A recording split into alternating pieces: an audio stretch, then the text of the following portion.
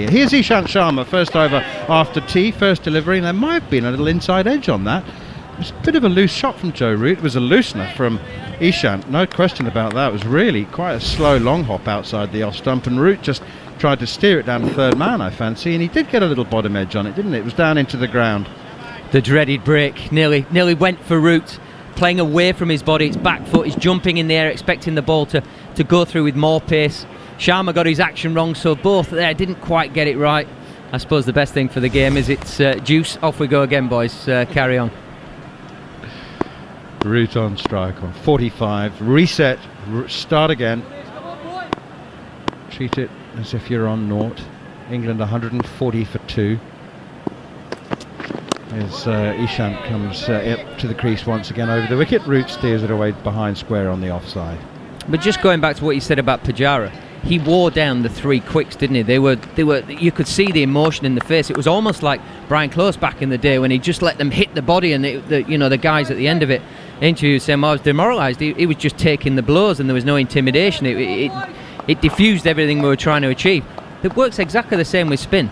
Spinners like to bowl, yes, but they don't want to bowl 50 overs. They want to be bowling their 30 to 40 overs max in the first innings to get their wickets. They don't want to be taken into mid 40s and 50s. England 140 for 2. Now then, there's a slip and a shallow gully and a short cover and a short mid-wicket. Ishant in edged and it's fallen short. Rishabh Pant diving to his right, taking it on the half volley. And it was one of those ones where the keeper genuinely believes that he can catch it, and he's dived away to his right, and he's fallen inches short of his right glove. Everybody was up. The bowler thought he had him. Ishant thought he had him. Ooh. Joe Root, you're just looking a little unsettled after tea. Oh, this is exceptional line bowling from Sharma. He's a little bit wide on the crease as he delivers, but he bowls down that beautiful line just outside off stump. Root's expecting the ball just to run in at off stump. It doesn't. It holds its line, even maybe swings a little bit. But to the defensive Root, he plays with very soft hands as it clips the edge and bounces a foot short of Pant. Great effort from Pant. Brilliant bowling here from Sharma. He's hit his straps really, really early on in this last session. The ball looks terrible. I know that people have said that it looks... I mean, the seam is shredding, literally. The stitching's coming undone. Here's Ishant Sharma in once again. Joe Root turns it, punches it out to Virat Kohli at short mid-wicket. Every now and then we get a real close-up of it, and seriously, the stitching is actually fraying. It's coming unstitched. At some point, the umpires... I mean, as a bowler, you can give it to the umpire and say, we need a new ball. They have a pair of scissors in the pocket as well, yes, don't they? If it just frays off, just so they can chop away at it and get some bits of it. But looking at the footholes and around the popping crease where the batsmen stand and where the bowlers have been bowling from, it does look like that sort of, it's not dusty, it looks sort of hard and almost gritty, which maybe is roughing up the ball more than what we'd normally see. I agree. It's like more like gravel than dust, isn't it? Here is Ishant once again, looks for the Yorker, and it's a half volley, middle and leg, and it's flicked away behind square on the leg side, and they go through for an easy single, comfortable single, as Shubman Gill at deep backward square leg does the tidying up. Root is 46, Sibley 53. Maybe a question for later. A new groundsman, has he changed any sort of the soil and the dressing that the different grounds around the world use? You normally associate India, you come back and your boots are all ready, in that sort of ready coloured dirt. It doesn't seem to be quite as red as normal. Is there something different on it? Who knows?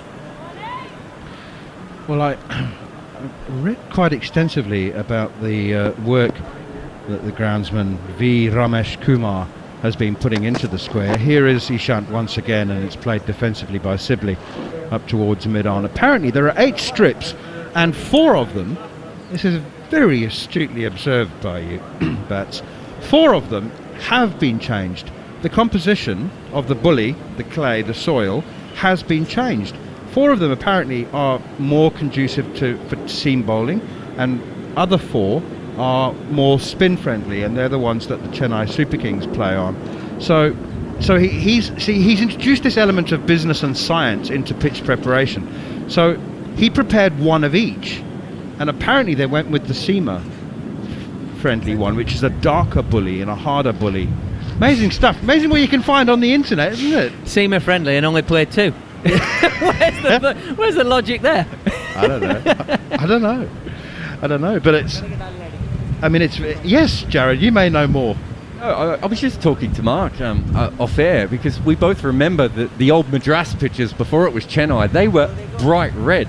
Yeah. They looked this could be a ground anywhere in the world. In the old days, if you would turn on the TV, it was like the colour contrast was wrong on your TV. Remember, the pitches in the West Indies used to be shiny. Punched off the back foot, super shot from Root, but straight to the fielder at cover. The West Indian pitches were shiny, so the players could see their faces in them at times, and the Madras pitches were red. Those were just things that you knew. If you play the old video games, they used to have them like that as well.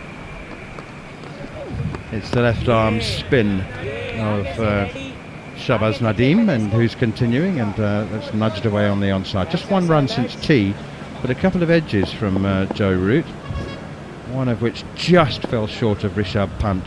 Root 46, Sibley 53. Shahbaz once again off the back foot. Root steers out towards cover, straight to the fielder again, no run. I feel like that might be wickets all over the world because the north-south divide on surfaces in England used to be far greater than it is now. Headingley now is actually a very good batting surface, where it was traditionally always sort of nibbling around for the seamers, and when it was overcast you'd bowling somebody out for 50. It's not the case anymore.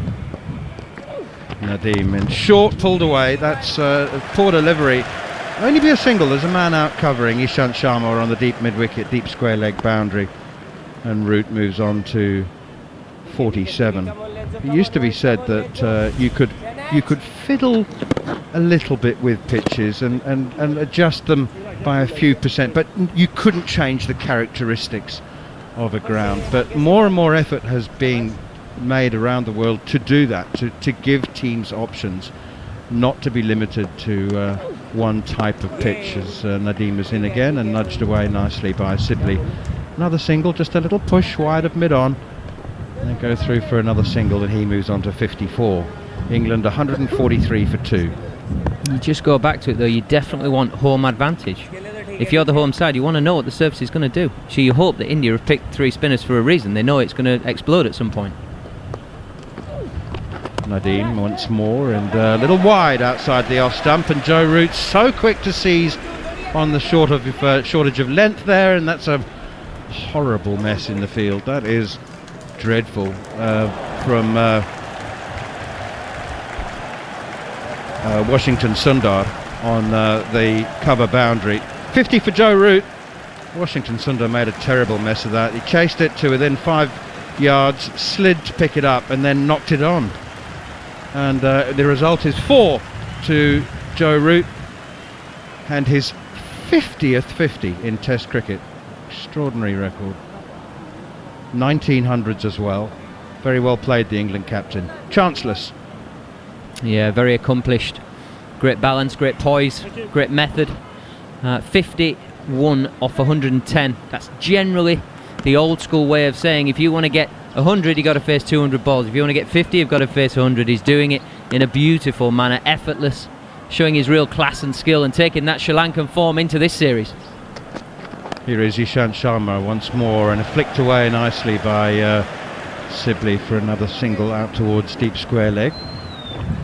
Amazing that Joe Root's got 50 50s, 1900s in 100 Test matches. How good is that? Every other game knowing you're going to get 50. Yeah, exactly. I don't get 50 this game, but I'll get one next game. That's brilliant. Absolutely amazing. Helped by a very modest effort in the field from Washington Sundar, which received some appropriation from the Indian captain Virat Kohli, and very, very, I wouldn't even say celebration from Joe Root. It wasn't a celebration at all. It was just polite acknowledgement of the applause from his teammates. That was it. There was nothing, everything to see. There's a bouncer now from Ishant, and Joe Root pulls out of it, ducks underneath, drops the hands very easily. It was just polite. Say thank you very much, but I'm not done at all. I'm just starting. It's what you want to see from your best player, isn't it? You want to see him hungry for big, big, big runs. He wants to continue that brilliant form that he's shown in Sri Lanka. Just touching on Ishant Sharma here, traditionally he's known as just shaping the ball back into the right-hander. I reckon he's got it going a little bit here, whether it's reverse swing, but he's definitely got it just shaping towards the outside edge, swinging away from the right-handed batters. 148 for 2, England. Here is Ishant Sharma once again. Short and pulled away behind square on the leg side, down towards fine leg. It will be fielded by Ravi Ashwin, who doesn't make a mess of it and actually does a very good job. Keeps him down to just a single. Ishant running in from the V Pattabhiramam end, the V Pattabhiramam gate end, I should say, which has appears to have been favoured by both of the two quick bowlers, Jasprit Bumrah and Ishant Sharma.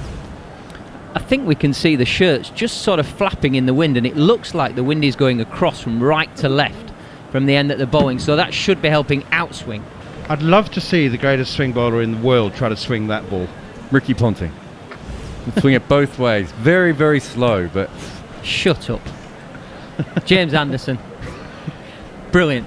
He'll swing this ball. I guarantee he swings this ball. If England's SG ball ends up looking like India's does at the moment, I don't even think Jimmy Anderson will be able to swing it, unless there's some interference taking place. I mean, look at it. It does. Goffey said in the afternoon session that it looks like the dog's been chewing it. It honestly does. Jimmy will get it off the strip, definitely. Well, not conventionally. It'll have to be reverse swing, surely, isn't it? I mean, it's... Here is Ishant once more, and that's full and straight, defended by Joe Root up towards mid-on. Sibley 55, Joe Root 53. Jared, were you being serious about Ricky Ponting? I remember there's another Australian medium pacer, Greg Blewett. He could swing it. Yeah, quite a few of them. Blewett was actually a little bit quicker than you remember. If you go back and have a look at the footage, he wasn't that slow. Ricky was very slow. I think he bowled a death over in a List A game for Tasmania once, got hit for 25 runs and never bowled, I think, professionally again, if I remember correctly. But he could wobble it both ways. But there are a lot of batsmen who can wobble it both ways. It's just that it's, at your pace, Manners. Yeah. I wish. Manners is quicker than me. You've seen me bat. You're a leg spinner. That's punched off the back foot out towards cover. Beautifully played.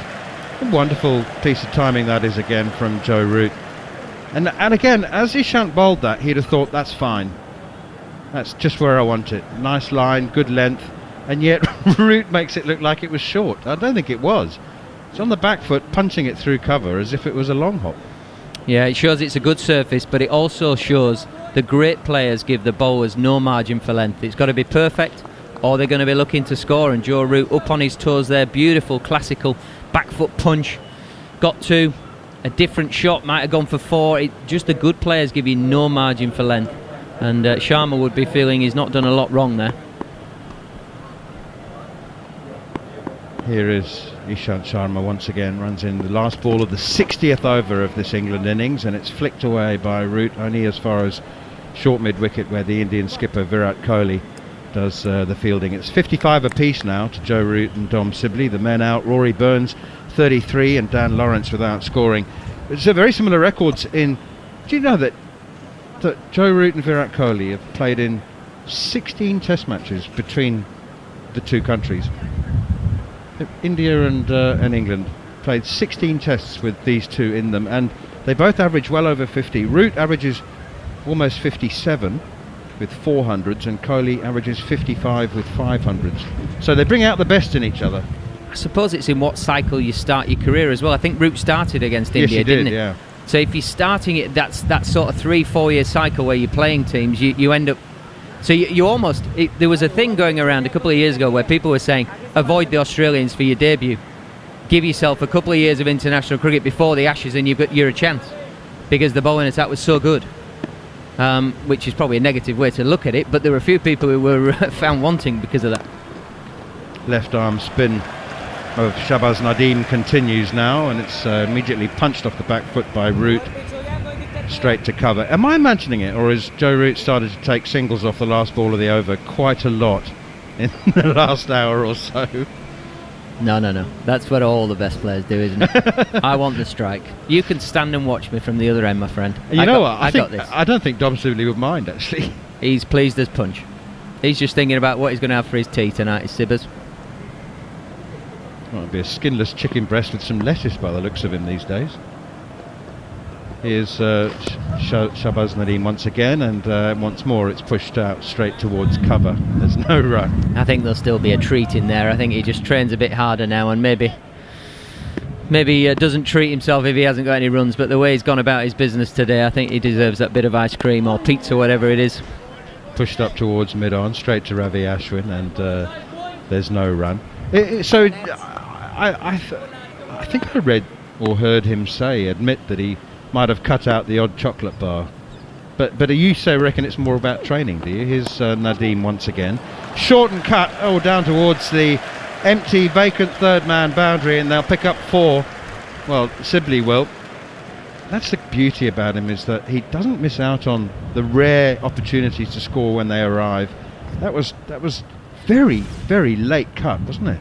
Yeah, this was all about it just offered up a fraction of width from Nadeem, and because he's not getting back and across as much, because he's not worried about massive spin here, he's held his line in and around, sort of going back straight into off stump, and then flared the ball as it's going past him behind square for 4. Beautiful, quick feet as well, quick feet from Dom, which we don't always see. It was brilliant batting. Nadeem once more, and it's pushed defensively by Sibley straight up towards cover. Just confirm he's training 3 times the rate, is he? Yeah, and obviously he's cutting out certain things, but there's got to be a few treats in life, hasn't there? Yes, of course there. Absolutely. Nadeem in once more. It's leg side and pushed out towards short mid-wicket. There's no run. That's why we train, isn't it? Absolutely. So you can have a treat. Yeah. And so you can bat presumably 8 hours in Chennai in 30-degree heat, which is what it is today and is forecast for the next 4 days as well. Not a drop of rain forecast, not just for the test match in Chennai, but for the next month. England 157 for 2. He's lost his partner in crime though on the Magnum ice cream selection box in Sammy Curran, who's resting for these couple of games, and I'm sure they'll be playing whatever Xbox stuff in their rooms on an evening. Great friends, the two of them. But Sibley here showing immense powers of concentration, grit, technique and skill. And he's 59 not out of 195 balls. And it's Mark Nicholas to take over the commentary the next 20 minutes or so after this ball. It's just flicked away behind square on the leg side as Ishant continues. That'll be another single to Dom Sibley to take him up, to Joe Root to take him up to 56. Dom Sibley has 59, it's 158 for 2. Here's Mark. You've got him ticking with that question about the best swing bowler you've ever seen, I'll tell you. Someone's come back with Bob Massey, but of course that's a spell, or a match rather. Lord's 1972. I don't know, I'll whack a few out there for you. Englishman Botham at his best, phenomenal. James Anderson, obviously. Malcolm Marshall, Wasim Akram, Waka Yunis, Imran Khan, Gary Sobers. They could all swing it, and at a lively pace. Chaminda Vas, there are plenty of good swing bowlers out there, but really outstanding ones at pace, far more difficult, of course.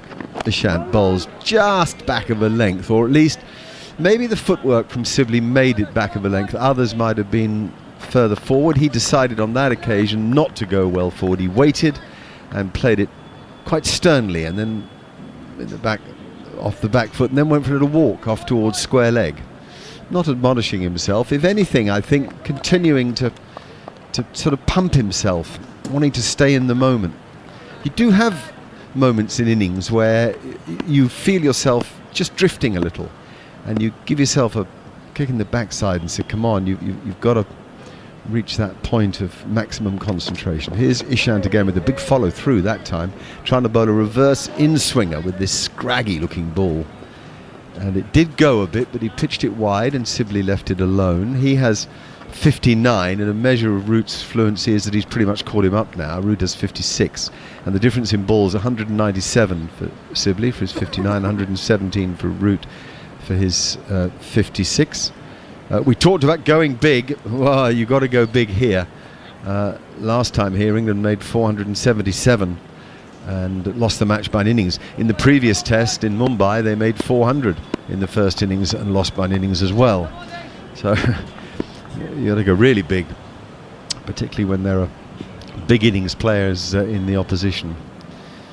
Ishant again from wide of the crease this time, tries to get the outswing reverse, which he does, but again too wide. And I said in my previous period on commentary, nothing Sibley likes better than to watch the ball go by, because in the end he makes the bowler frustrated and bowl at him, and then he picks him off through the leg side. Now what they did in the middle of the afternoon session was to pack the leg side field and bowl straighter at him. Well, they haven't gone back to that tactic since tea.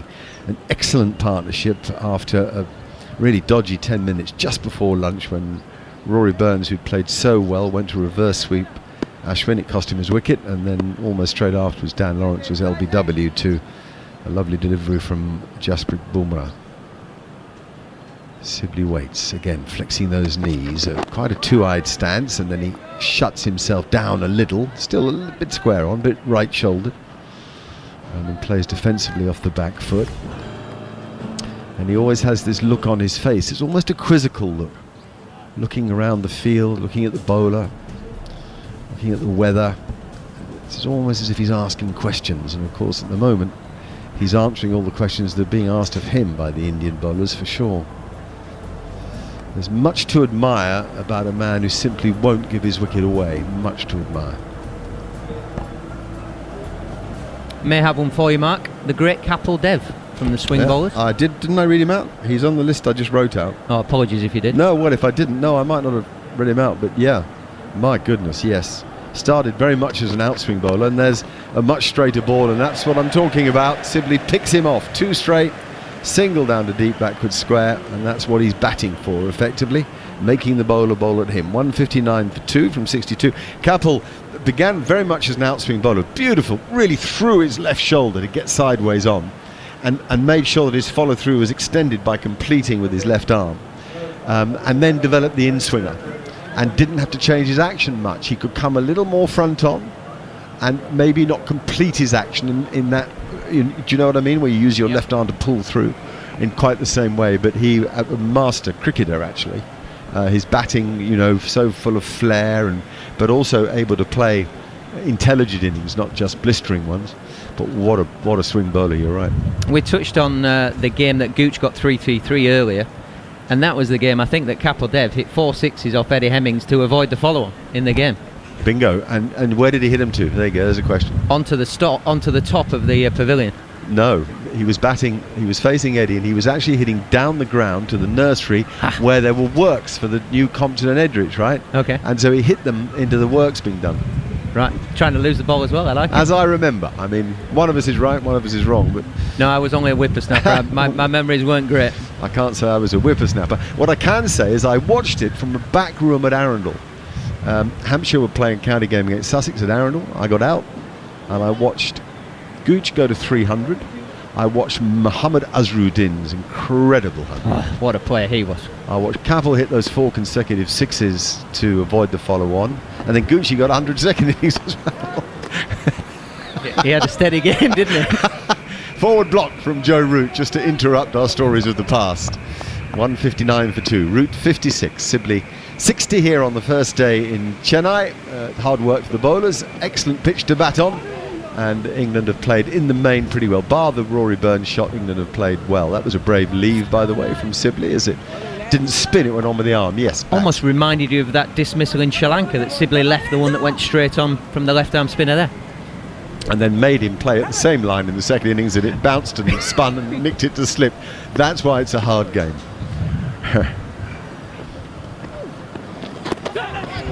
Down the leg side, beautifully taken by Rishabh Pant, whose footwork made that.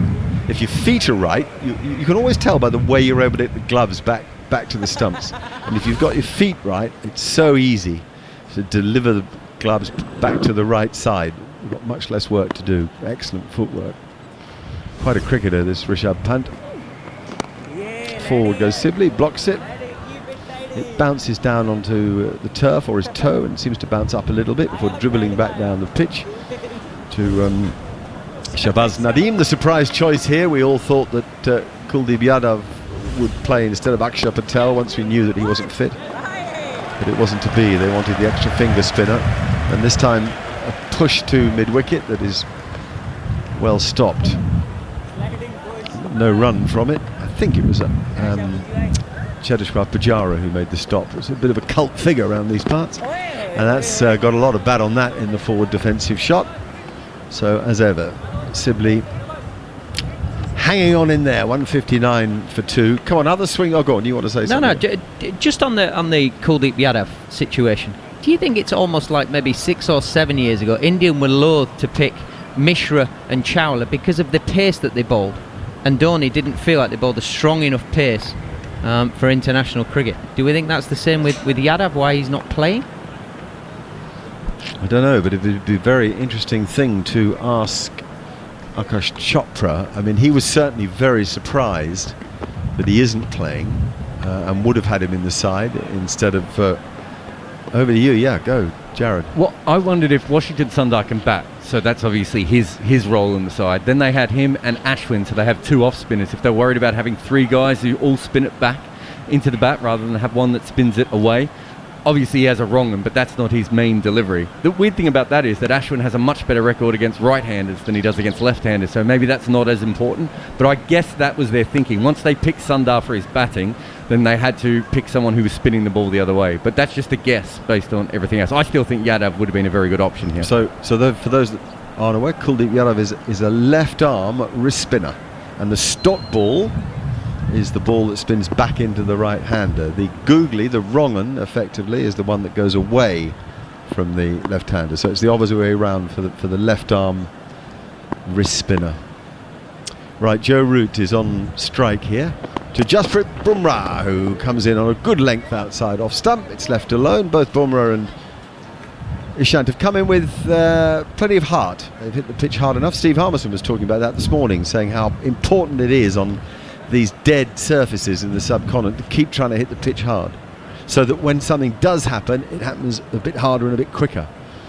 If you're not putting so much into it, and sometimes the batsmen then have time to adjust to the late movement of the ball. Root waits, keeps tapping the ground. I see, you can almost hear it in the background. Tap, tap, tap, tap. Then he rises to his full height. He stands now and he waits. And he plays that incredibly late, and he plays a forward shot from the crease, and the ball rolls out onto the offside. It's another little change in Root's game is that he doesn't start with the bat up so early. He tries to get more rhythm into the tap-tap pickup, which is almost retro. Yeah, and it almost feels to me like he's got a little bit more upright in his stance, so his eyes are level a bit more. He's a bit more side on. His game has got more side on as opposed to coming round. It looks beautiful at the minute, doesn't he? I mean, it's poetry in motion. Yeah, good observation. He's got more side on in his game. There's a stroke. Picks out the man at backward point. That's unlike him, because he'd get 4 there more often than not. A little wide and short of off stump, and he cuts it right from the top of the ball's bounce and very rarely misses his spot. A rare loosish ball from Bumrah as well. He's been both of the fast bowlers have been great line bowlers today. They've kept the line very tight on the stumps, or gone very wide of the stumps, not allowing the batters any free cut shots like that almost was. Empty stadium here in Chennai as Bumrah hesitated. Oh my goodness me, isn't that a joy to watch? Root eases into a cover drive, something from the classics there. Oh blimey, I think there's a cat just walked in the room. What a shot that was. Beautiful. Classical off drive from Joe Root, effortless, holds the pose, left foot, left elbow, head. What a beautiful position, and the ball rockets off. You know somebody's playing so well when it's effortless and it flies off to the boundary. 63 for 2. Root and Sibley have 60 apiece. Partnership of 100 that's come in 234 balls. Root's back defending in another classical position alongside the ball. Another great former England captain, Ted Dexter, would be very pleased with some of the positions he's seen from Root in both defence and attack today. The third youngest of all to make it to 100 Test match caps. Second youngest Englishman after Alistair Cook, but there's Sachin Tendulkar in there as well, just a little younger than Cook, and a fine list of names. Cook, Anderson, Broad, Stewart, Bell, Gooch, Gower, Atherton, Cowdrey, Boycott, Peterson, Botham, Strauss, and now Root, the men who have made 100 Test matches appearances. for England. Bumrah again, a very straight ball that Root is forward to and pushes firmly to mid-off. That was quite Gooch-like actually, and the power it went to mid-off. 64 overs now completed by the Indians. We'll get them all in today, all 90, 163 for 2, and Steve Harmison waiting to join us. Yeah, it's been great. It's a great shot there by Joe Root, and it was actually the time as the ball hits the bat. It was like when you get a throw down out the middle. You get somebody to throw the ball at you, and it's a throw down out the middle. And as a batsman, you feel as though that's it, the middle of the bat, like a little check drive, and you think, oh, you just feel good about yourself. And that's how that looked there by Joe Root. He looks in fine fettle and in fine form. And England are going to, we've said so many times in the build-up to this series, they're going to need their captain Joe Root to stand up. And it was about other people doing that, and I think Dom Sibley has done it perfectly well. You know, again, he's batted a good length of time, and England are in a very, very commanding position. Harmy, 163 for 2 is the score, and I've looked again. I got it up. I have mentioned it 10 minutes ago, but this time 4 years ago, or actually 5 years ago, 4 and a bit. A nice reach by Sibley to defend on the front foot against Shahbaz. England made 477 batting first, lost by miles, lost by an innings at 75. And in the previous match they made 400 batting first, and I'll just repeat, they lost that by an innings and 36. So when we say go big, England, you've got to go big, really big. 163 for 2, as we get a view actually on the television screen of that sort of misty, sort of fog-like air surrounding Chennai today. Not a crystal clear blue sky.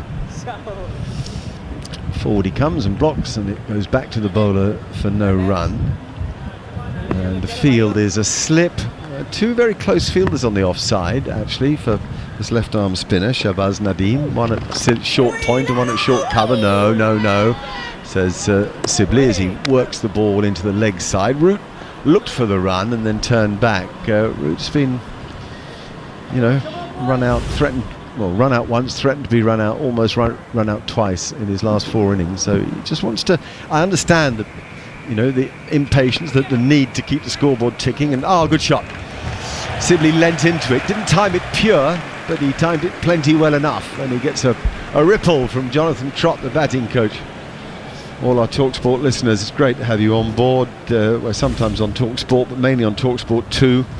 You must get the app, please get that app. Slide it left, you're with us then. Otherwise, tune in on your DABs, and just great to be doing cricket, and particularly from India, where there's so much excitement around the quality and personality of these two teams, but also simply to be back playing top level sport and rejoicing in it. Down the pitch comes Sibley, this time really quite aggressively. By his standards, I'd call that an explosion of the mind.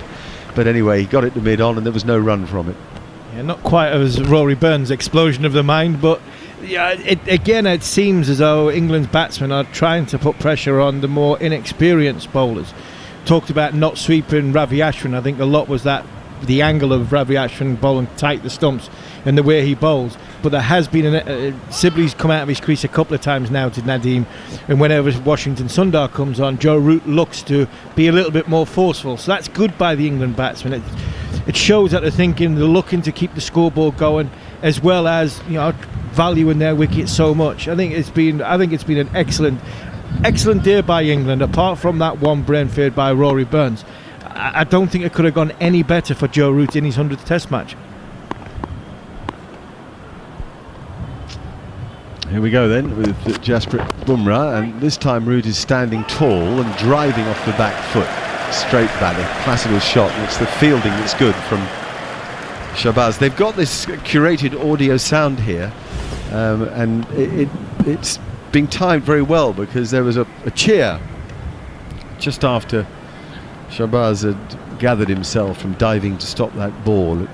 Well, I suppose you call it square cover. It's probably just in front of square, but he gets a round of applause from Jasprit Bumrah for it. Bowlers love that. The old long days when you're toiling away. Me and your mates dives at cover to stop the short wide one. Yeah, it is. It's not very fun when it's you that have to try and stop and dive for the wide one, but as a bowler myself, asking me what I would potentially do with this ball, I'd be trying to get into the umpire because it's not doing a great deal to see if I get it changed, and that's what Jasper Brummer's trying to do, possibly putting a bit of pressure on the umpire to see I want to get the ball changed. Looking like an old rag now, isn't it? In he comes again, and he bowls a good Yorker. Wow, that swung late, and it's well played by Joe Root, whose eye is good. A batsman not in form, or a batsman having a run of bad luck, would miss that and it would clip the leg stump, and you'd think, oh, the world's against me. It looked excellent, fast Yorker from Jasprit Bumrah. Absolutely, it was a great ball, absolute beauty, and somebody that isn't on top of their game. Possibly Dom Sibley got one a little bit earlier, just before tea, in a similar sort of manner, and he managed to keep it out. Just shows you these batsmen are, they're in real good form and good balance when they're at the crease. That's a good shot, really good. Root standing tall, swivelling as he hooked, more pull than hook, I'd say.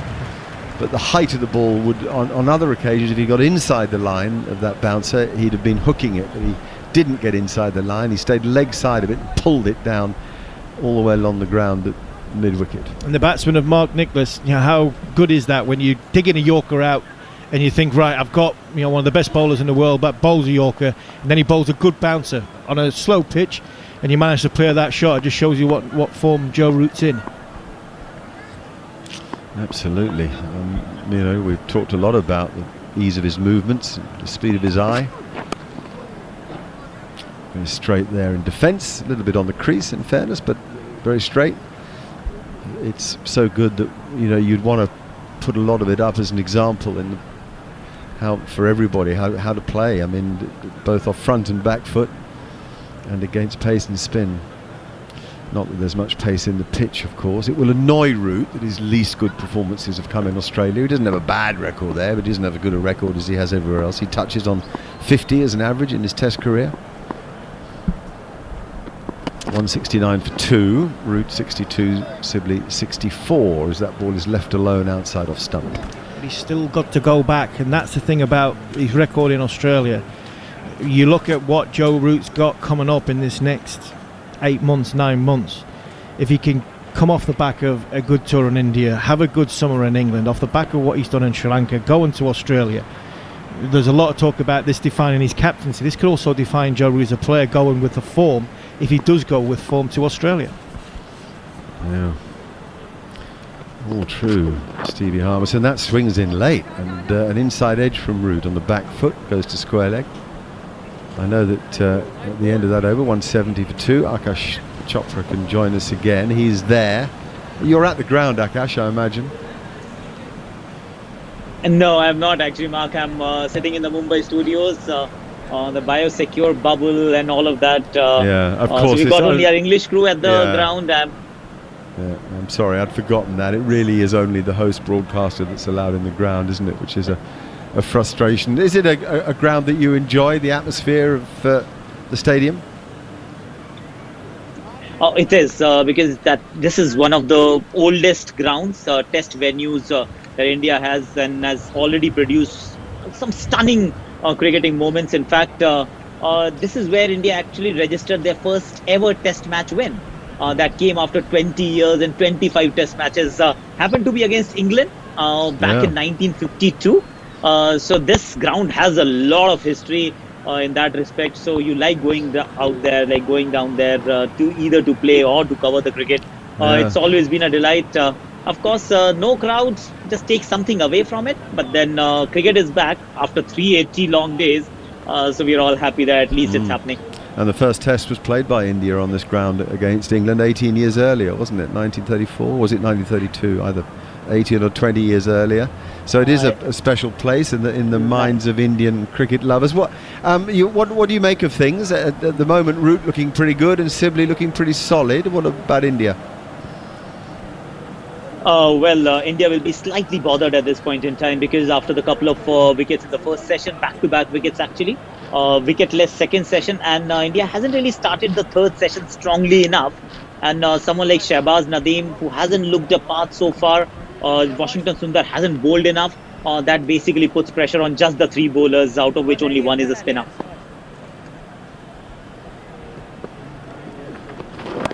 defensive stroke on the back foot. Just quickly say the name of the stadium for me. Have I got it right with M. Chidambaram? M.A. Chidambaram. Chidambaram. Okay, M.A. Chidambaram. Chidambaram. Thank you. Now Root sweeps really hard. He did that well in Sri Lanka. Exactly that shot, but they've got their deep man square, in front of square rather than behind square. We were talking about Kuldeep Yadav, and Jared Kimber reckoned he might have been chosen because it meant that there were 3 spinners picked who all spun the ball into right-handers. Could that be a reason? Well, even if that was the reason, I would still go with Kuldeep Yadav for a simple reason that you've got Ravichandran Ashwin who can bat in these conditions. So if you were to pick, say, 2 off spinners or 1 off spinner and 1 left-arm spinner in Shahbaz Nadeem, you would still go with Kuldeep Yadav because leg spin against England, and he's not someone who's going to bring the ball back in. He's also going to turn it away. The googlies are still there.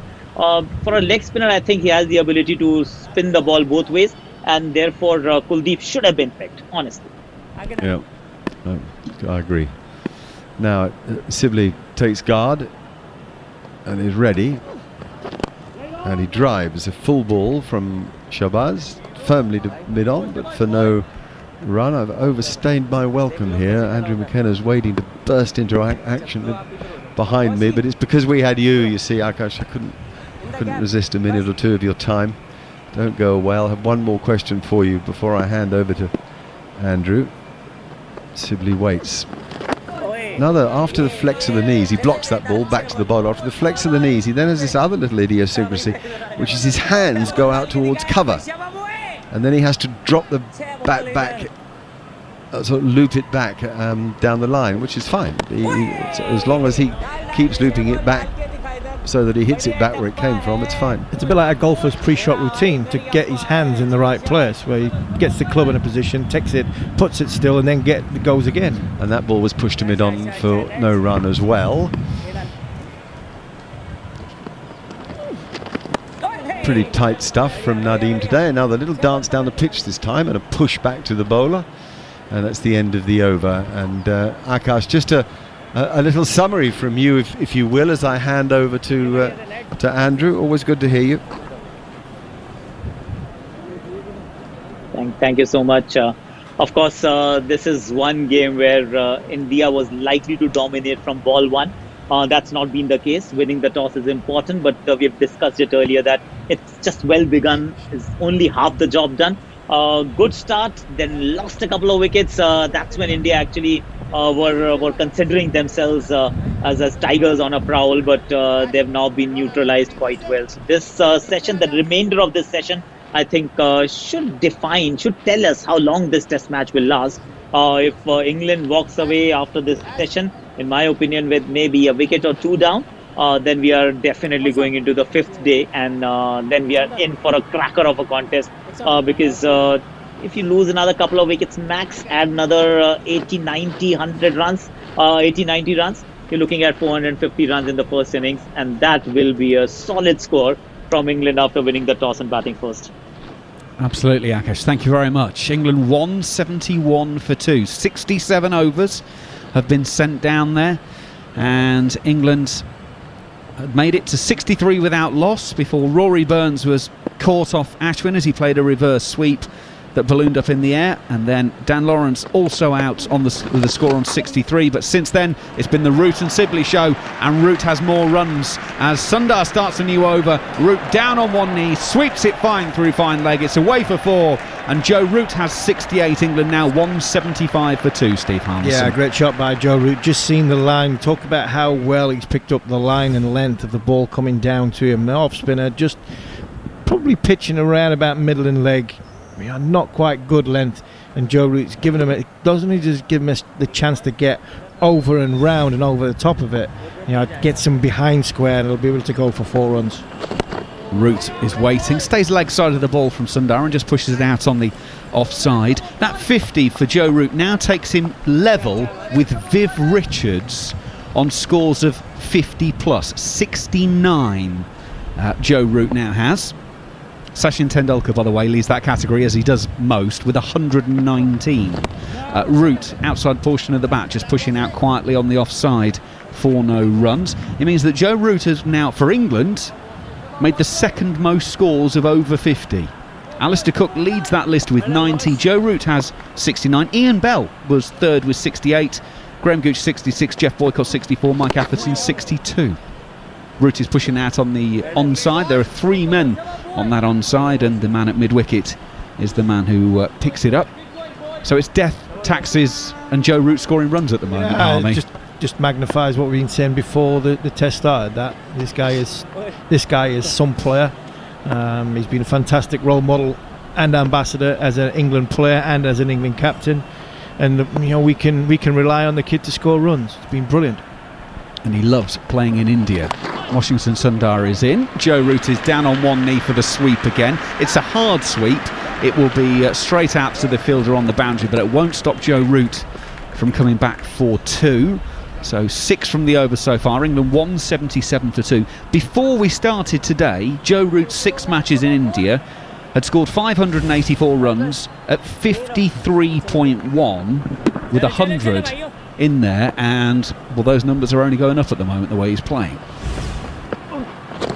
Root quietly forward, just pushing out, and the bowler will make to go and collect for in his follow through, but doesn't bother. He allows the fielder to do it, because that is the end of the over. England 177 for 2. 68 of the 90 overs have gone down already. Don't forget, at the close of play, you can head to TalkSport's YouTube channel, because Harmy is there along with John Norman for The Outside Edge, which is a new show with all the reaction to the day's play. Any questions for Harmy, get in touch using the hashtag AskHarmy, and we'll read the best ones out. And of course, we've also got the Following On podcast. As per normal, you can get that by subscribing in all your good podcast providers for the Following On podcast.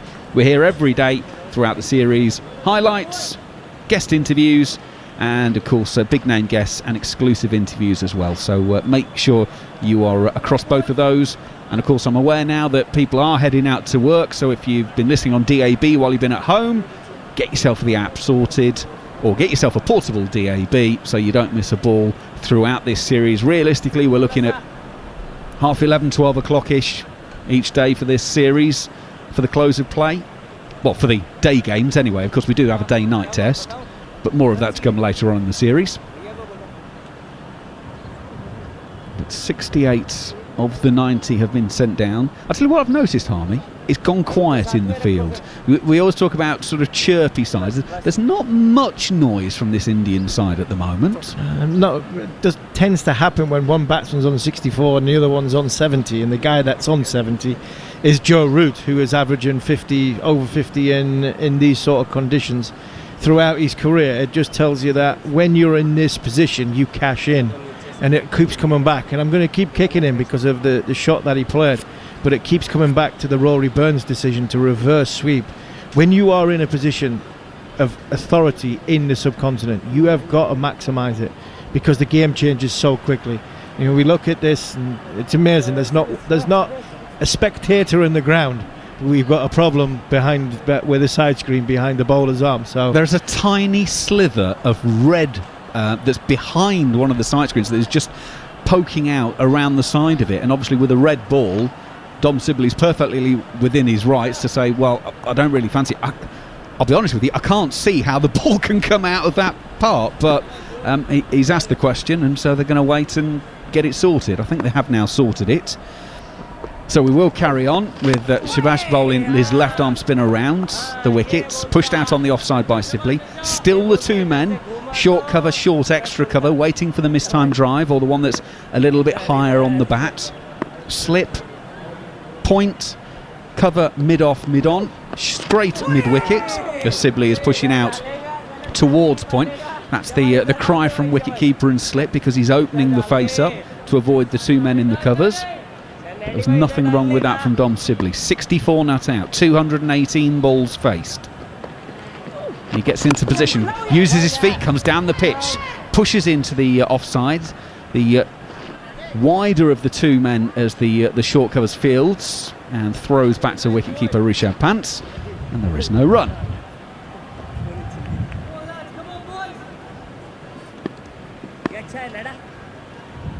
Rishabh Pant, you can just hear on the stump microphone, trying to get some enthusiasm back into the Indian players' legs outside of off stump. Here's this from Nadeem, and Sibley won't have anything to do with it. It was interesting listening to Mark when he was talking about the weather earlier on and talking about the haze in the air. I was looking at a website yesterday and just checking out the weather forecast. Nadeem is in, bowled. Sibley's almost sliced this straight to Virat Kohli at short extra cover. Just landed short of him as he was playing the shot, and that's why those two men are stationed there. Sibley just got over that one enough. Nadeem to finish the over. It will be outside of off stump. It's through to the keeper, Pant, and Sibley shakes his head. He knows that the previous ball wasn't the shot to play, so as a result he doesn't do anything to that one. Allows it through to the keeper. End of the over. England 177 for 2. Yeah, I was checking out the weather forecast yesterday, and it told us that it was going to be sort of 29-30 degrees today, humidity of about 80%, but air quality was described as unhealthy. I didn't even know that was a technical term. Akash, is that a regular thing on the Indian weather forecast, that the air quality is given as unhealthy? Yes, unfortunately, very disappointingly, yes, it is a fact that air quality has been an area of concern. Of course, that PM 2.5 has been on the higher side for too long. Oh well, I suppose the England players are used to wearing face masks, just keep them on. We'll start the new over with Washington Sundar, and Joe Root punches down to mid-on for no run. He remains 70 not out. Spin at both ends, as so much of this series is going to be.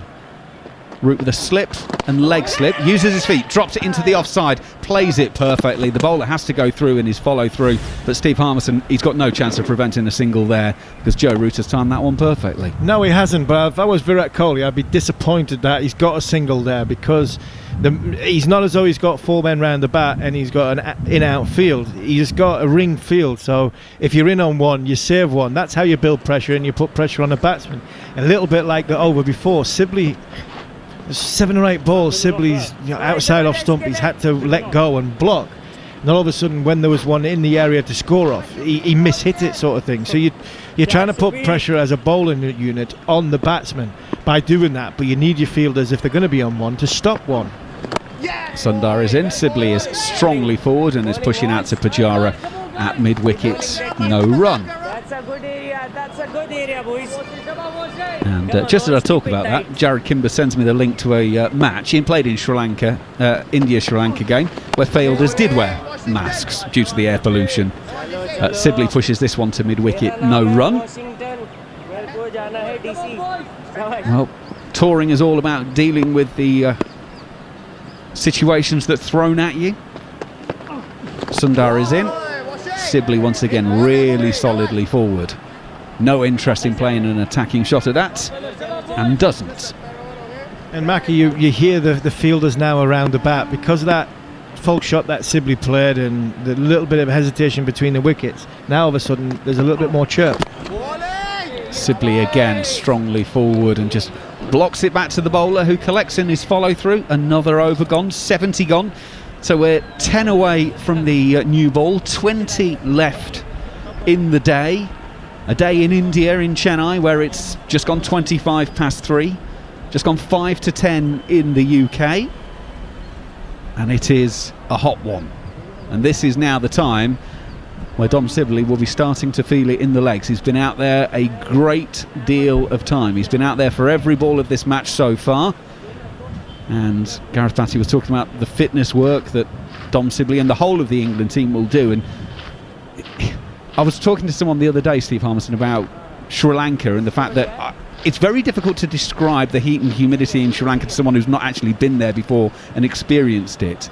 And we were talking earlier about the mileage in the legs, and the heat and humidity training in Sri Lanka was almost as much of a part of the preparation as the actual cricket itself for this series. Nadeem will start a new over. Root is carving into the offside, but with no real timing, no run. Yeah, there's no doubt that because of the time that they spent in Sri Lanka, it stand them in good stead now. When you talk about Dom Sibley, there's not a better person to be out in the middle with than the England captain. Nadeem is in. This is outside of off stump. Root's gone to sweep it into the onside and will land it safely. And there's going to be a massive inquiry from the Indian fielders there. Ashwin was the closest to it, but Root has got down on the knee and he's looking to paddle it into the leg side, but has got underneath that one, and it just, well, it looked for a second like it was going to lob into the air, but it lands safely. Root is still there. He's 73 not out. Nadeem is in, short, wide of off stump. Root guides it to Jasprit Bumrah at backward points. No run. Yeah, Joe's. There is an effort that does seem to be a conscious effort that Washington Sundar and Nadeem are the ones that they're going to try and score off, or Joe's going to try and put pressure on. He's doing that again. He's taking on Nadeem into the leg side. It's a glorious shot. That shot has been played probably about 100 times over the last month or so, including his innings in Sri Lanka. It's that sweep off the front foot where he just hits it so well. He gets out there and Joe Root hits another boundary for full extension straight onto the ground, perfectly in control, Harmon. And that's the shot he tried to play a couple of balls before that, because he knows he can hit it aerially in that area because there's no fielder there. And Ravi Ashwin at mid-off, for the last ball he chased it, he was arguably slower than me, having bowled 20 odd overs. What's he bowled? 20 overs so far in the game. He looks a tired and weary man, and Joe's looking to put the pressure on the Indian bowlers here. Back in his crease on this occasion to Nadeem, pushing back down the pitch to the bowler for no run. 184 for 2 England. Joe Root is looking imperious at the moment. Nadeem, left arm around the wicket. Root comes, turns it to short, fine leg, sets off for a single. The throw is to the keeper's end though, as Root makes his way to the far end. Pujara is the man throwing. Sibley gets home safely. Another single for Root. England 185 for 2. And this is fantastic batting by the England captain. And what I meant earlier, just at the end of the last over, Mac, when we were talking about Dom Sibley, the amount of time he's been out there in the middle, he's relatively inexperienced in his career, not had much time in the subcontinent batting. You could see at the end of the last over he played a little bit of a false shot, was starting to come down the wicket. He had blocked 8 or 9 balls and there was a little bit more chirp going around. Then all of a sudden Joe Root, what's he done? He just comes down the wicket, glances it down into the leg side for 1. He then has a big sweep which he gets to. Then he sweeps a good sweep for 4. He then gets to strike for the next over. So he's not only is he ticking the scoreboard over, so the hole that they're potentially getting in from a scoreboard pressure point of view is not there anymore, but he's also taking the strike. He's getting the ball and he's trying to absorb and face more of the Indian bowl. And so if there is anybody you want to be out there at this moment in time with, it's Joe Root, because his emotions is always quite calm and quite flat. He's clipping Sundar to mid-on. Mid-on is Jasprit Bumrah, who is quite deep, so Joe Root spots immediately that there's an easy single and scampers his way down to the non-striker's end as we start the 72nd over of the innings. 186 for 2. New ball available in just under 9 overs.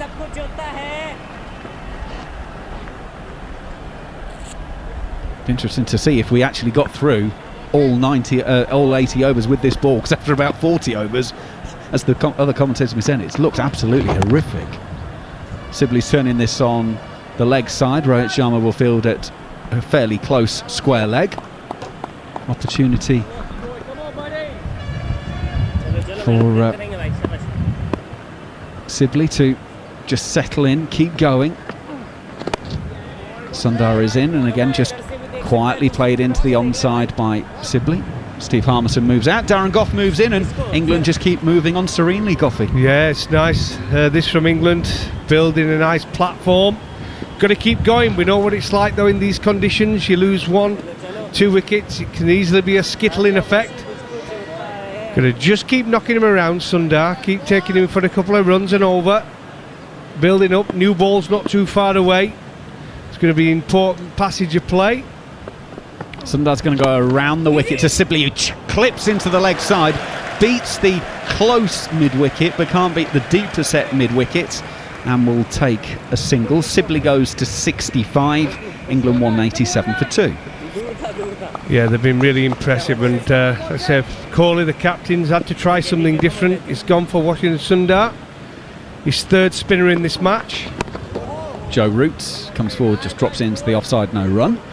But I think what surprised me so far is actually the lack of spin. There's not been hardly any spin whatsoever.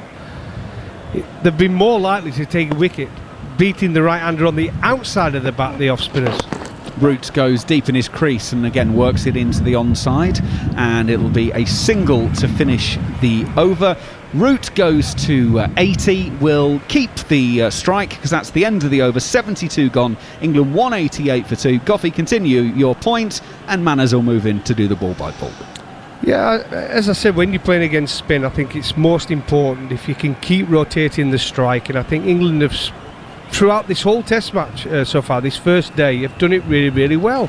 Burns and Sibley did it well at the start. Unfortunately for Lawrence, he got a good delivery, went back to when he should have been forward off Bumrah, but these two have been excellent. Root and Sibley just keep rotating the strike. You can see the game plan to Root actually from Ashwin is to try and bowl it fuller to him, so he's not been able to use the sweep shot as he normally does, because he's tried to get it under that length where you normally sweep from. But they've just rotated the strike so well. I mean, 188 for 2. It's a great start for England. Absolutely fantastic. You're listening to Every Single Ball live and exclusive here on TalkSport 2. The first day of the first of 4 test matches between India and England. Let's stick on the subject of the sweep shot because there was a beautiful moment during Joe Root's pre-match press conference yesterday when one of the Indian journalists asked, not unreasonably, how and why did you become such a prolific and successful sweeper of the ball, given that you grew up playing in England where it's, you know, you don't face that many spinners and the ball doesn't turn much. And he said I was such a late physical developer and I was such a little weak lad for so long that it was the only way I could get the ball off the square. He was as well. He was so small as 13, 14, 15-year-old lad. You wouldn't have believed it, Manners. And to be fair, in junior cricket, in schools cricket, Yorkshire schools cricket, it's very heavily reliable on spin bowling. So he would have played a lot against spinners at that age group. England captain Joe Root is on 80 at the moment, and he reverse sweeps Nadeem Shahid beautifully. I just raised my voice because the ball was in the air for a while and there is a leg slip in place and the bowler threw his hands in the air, but it was unjustified concern because I think Joe Root was absolutely in control of that. Hit it for 4. It was lovely. Missed the footholds totally. It was going down the leg. Well, wider the off stump it would have been. It was a reverse, obviously, sweep shot. And it's free. There's no real foot marks for the left-hander bowling over the wicket to bowl into. And it's a safe shot for Joe Root to be playing. Shahbaz Nadeem. England move on to 192 for 2, and he comes forward, does Root, and that one just gripped a little, didn't it? There was just a bit of turn there. Pitching outside leg stump, Root has it covered. Yeah, I was just saying there's no real footholds for him to bowl into, but that one just dusted a little bit, didn't it? Yeah, Hit him on the back thigh. So there's a little bit of movement there. Nadeem in once again, pitching outside leg stump. Root lets it hit him. Yeah, so Root was saying that he had much less problem with the quicker bowlers, where he had some pace to work with, but he was just not strong enough to provide pace on the ball and hit the spinners. So he had to start sweeping them and learn how to sweep them. Here where he turns it at behind square on the leg side, straight to the fielder, and there's no run. But he also said, Goffey, he said actually, funnily enough, the club I played at, it did spin. It did. It was a turning wicket. Sheffield yes, Collegiate, right, yeah, exactly, Aberdale. Yeah, he didn't mention the club. That's why I asked you. Thought you might know. That's another sweep shot, paddle sweep here from Joe Root. He gets a single, and it's called a paddle sweep because it was actually invented by Sir Colin Cowdrey, and it's like, you imagine yourself in a canoe or a kayak. I thought you were going to say Jeremy Paddle. I totally threw me that. I didn't know you were going to mention another cricketer. So imagine you're in a kayak, and you. So in other words, a paddle with just one oar, and you have to sweep down the side of the kayak. So that's it, almost just sweeping it behind you, in other words. I genuinely thought it was going to be one of your unbelievable statements, but obviously not. It's just cricketer that brought it up. But another no ball. I mean, it just keeps going, doesn't it? This. I mean, that's been the disappointment for India, the lack of discipline on that front line, especially from the spinners. I mean, you don't really expect spinners to bowl no balls. Do you know that's the 11th? I know. Amazing. 11th in the day. I actually don't think that is, though, is it? I think it's a bit harsh, that one. Well, was there something behind? It was on the line. Here is Nadeem once again, and it's pushed out towards mid-on, and in a moment, Dom Sibley. Oh, there's overthrows. Goodness me, gone for four as well. Oh well, Dom Sibley set off for the single at non-striker's end. Root desperately sent him back, and there was a throw from Rohit Sharma at the stumps, which was way off target. and that's 4 overthrows. It was great to watch that as well, because it went past Ravichandran Ashwin, and when he suddenly looked up and saw that he was going to have to chase that all the way to the boundary after bowling his 20 overs already today, he wasn't overly enthusiastic, Manas. Apologies to Rohit Sharma. It was actually the keeper Rishabh Pant who got there first. Yeah, Ravi Ashwin sort of took off like a super tanker after that, didn't he? And he had about this turning circle of a super tanker as well. He had his diving boots on running after that. He's bowled a few overs, hasn't he, told Ashwin? All of his athleticism is pretty much between, his shoulder and his finger, isn't it? Basically in his shoulder. Yeah, it's all there. All the fast twitch muscle fibres are in his right shoulder. If you watch him bat, he's actually got a little bit of, what would you say, like a Poundland version of VVS Laxman. He doesn't move his feet much. He's got really nice balance at the crease. Not quite as attractive as VVS, but again, not a lot of, overt athleticism in his batting. Talking of VVS Laxman, Joe Root's just equalled a record of his. Here's Washington Sundar around the wicket, and that's driven, flicked away by Sibley on the leg side, straight to mid-wicket. VVS Laxman's one of 3 players, and Joe Root becoming the 4th, who have scored 50s in 7 consecutive test matches in India. Only one other player has got more, that's 8. Here's Washington Sundar once again, and nudged out on the onside. Pakistan's Javed Miandad, at least a 50 in 8 consecutive test matches. Well, he never in got India. given out LB in Pakistan. No, but this is we're talking in India. Wow. Yeah, exactly. So in other words, he couldn't have been hit on the pads much. Sweep shot here from Dom Sibley. It's bottom edge, straight to short, fine leg, and there's no run. Yes, Jared.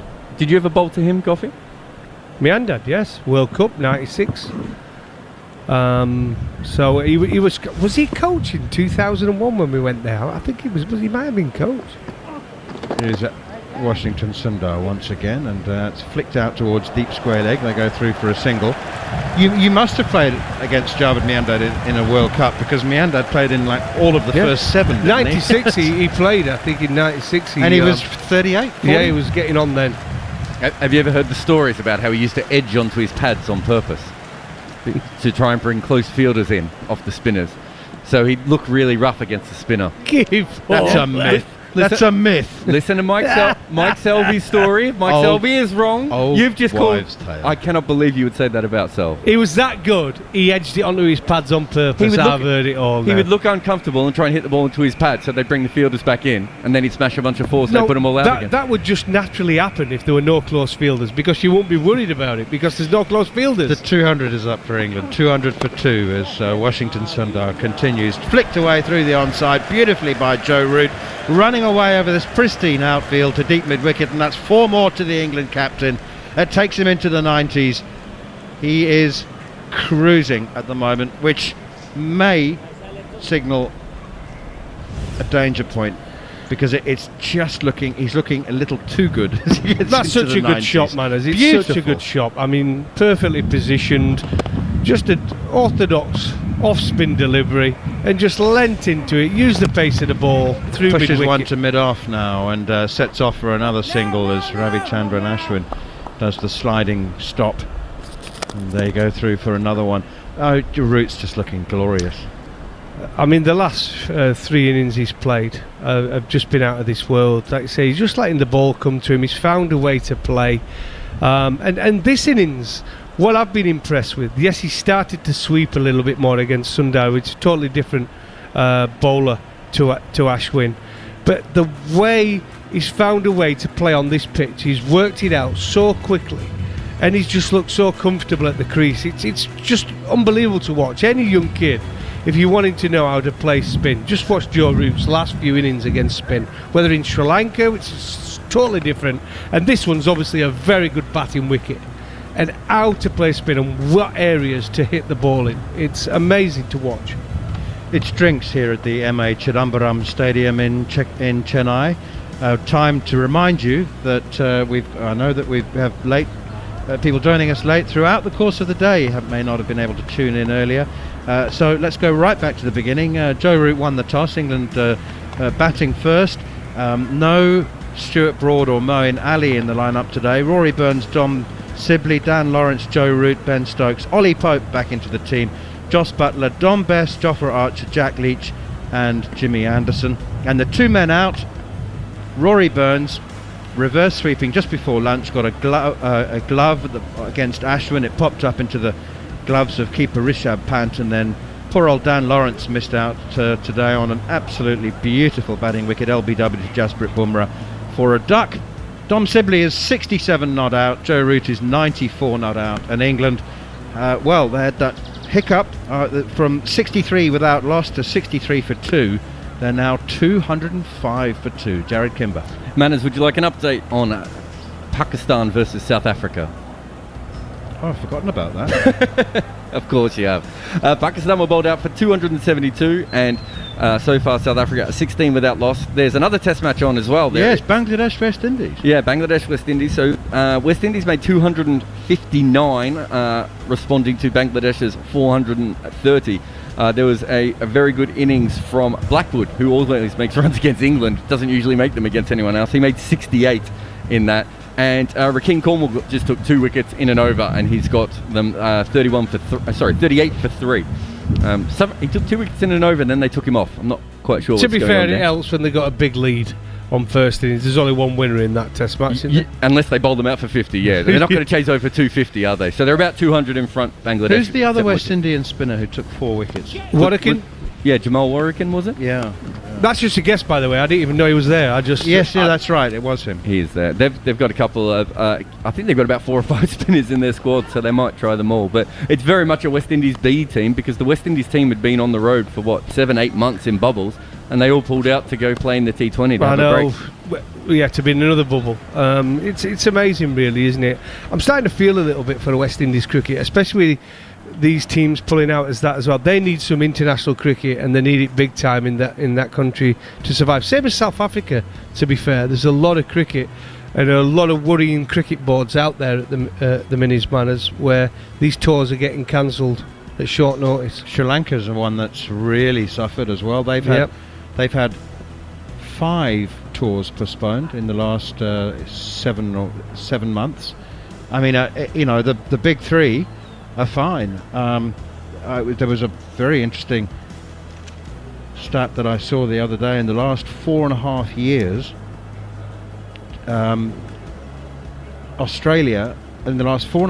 Australia has played the West Indies once across all formats. In the same period, they've played India 42 times and England 32 times. Do you think one of the problems is, though, because the West Indies, they've never got their full-strength side, because a lot of them just want to follow the franchise cricket route, and it's very difficult. If you want to sell a series, you want the strongest sides possible, don't you? And if West Indies have got their best players not playing for the national team, it's very, very difficult, isn't it? I agree.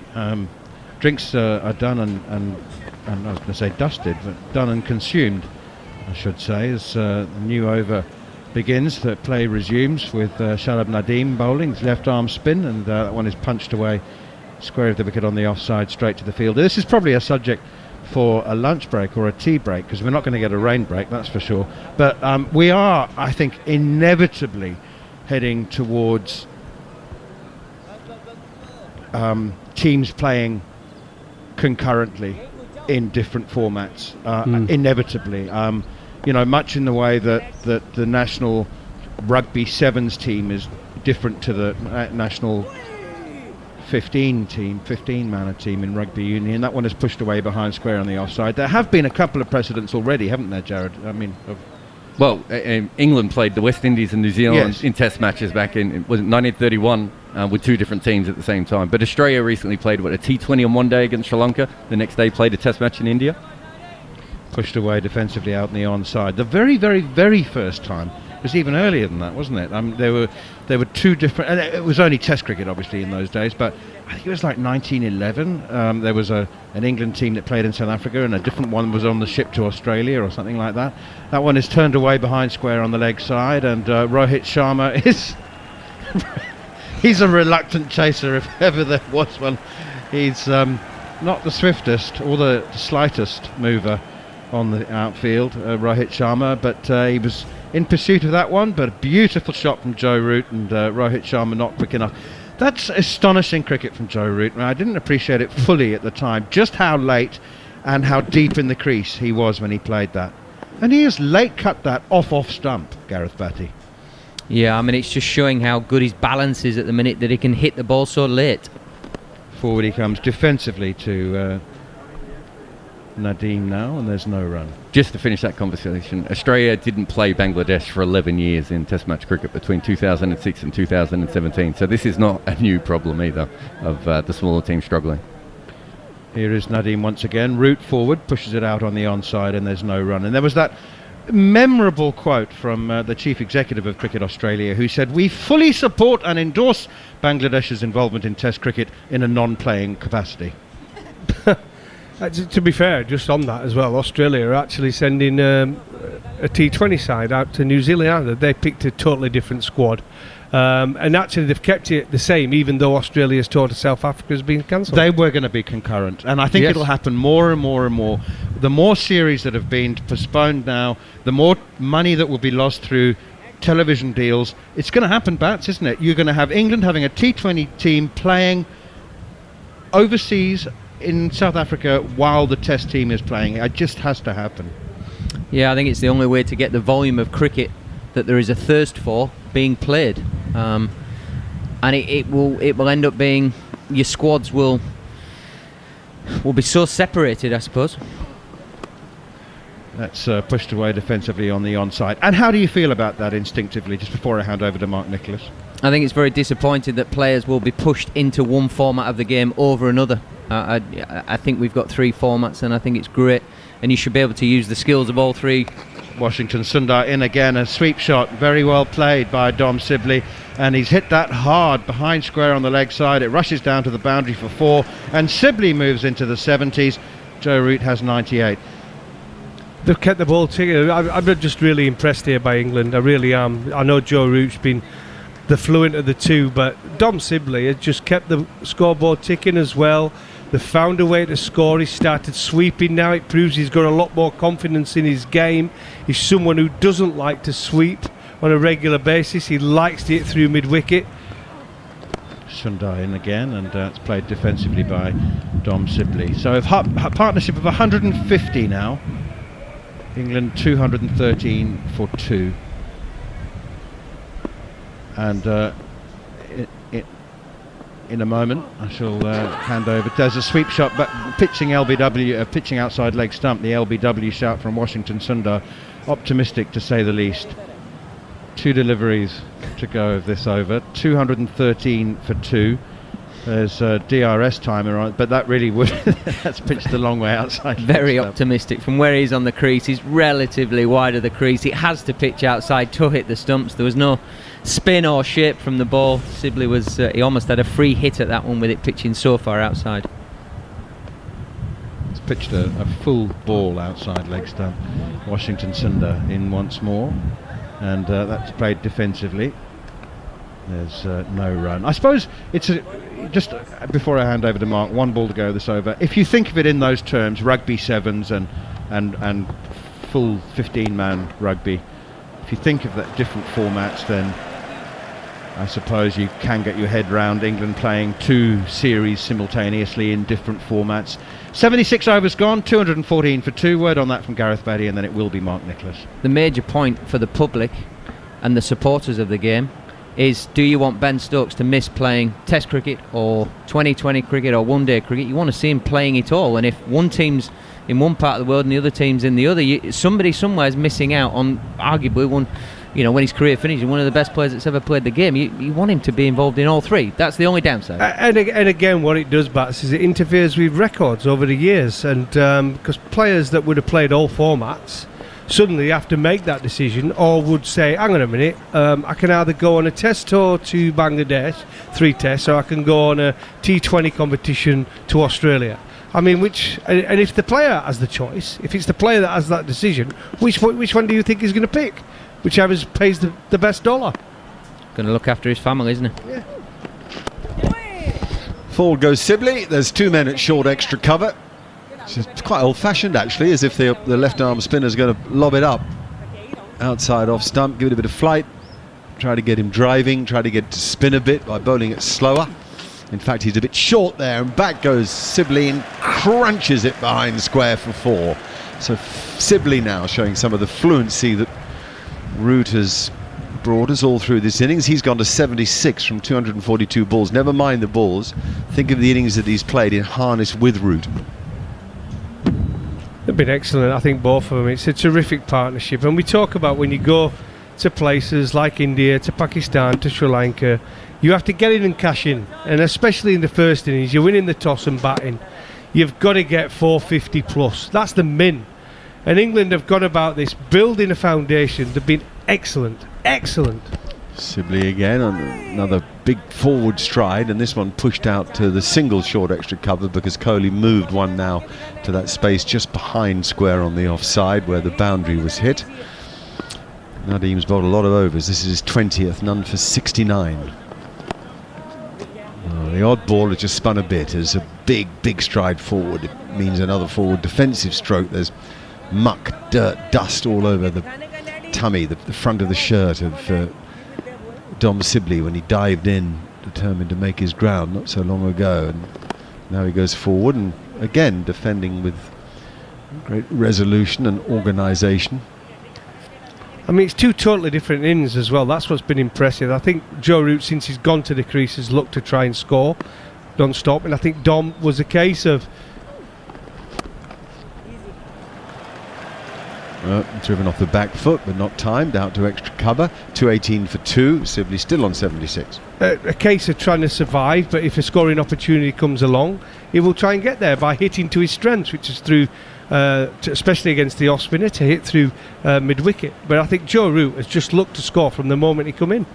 Yeah, I think that's why you marry up with your great players. Other players become better for playing with the greats and evolving the team. But I think the big thing that you touched on earlier, Goffey, you talked about Chris Silverwood and Root wanting to go back to some old-fashioned values of Test cricket. Now we're just starting to see the rewards of that. A few more loose balls. India are a wonderful team, but they weren't giving us anything in the first session or second. Now we're starting to see a few drag downs, a few more wayward balls, and this is where you've done all that hard work just to cash in a little bit.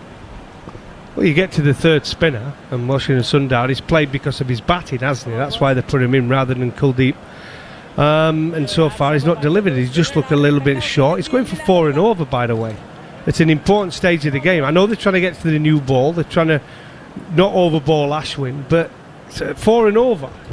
Joe Root on strike now, and on 98. He pushes this down the ground. There's certainly one in it. Is there 2? No, there isn't.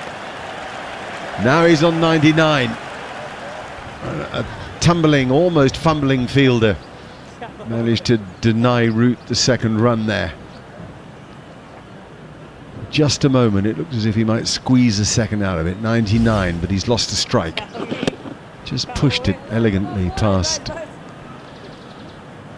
the bowler, and well, the fielder did make a...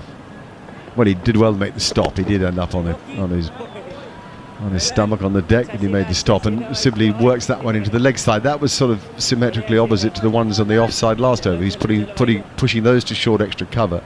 This over he's pushing it to short mid-wicket, hitting with the spin all the time, because this is the off-spin of Washington Sundar that hasn't really threatened today. And a couple here to Sibley. Sundar really seen initially as a one-day short form bowler, bowling wicket to wicket, using his overspin to get extra bounce.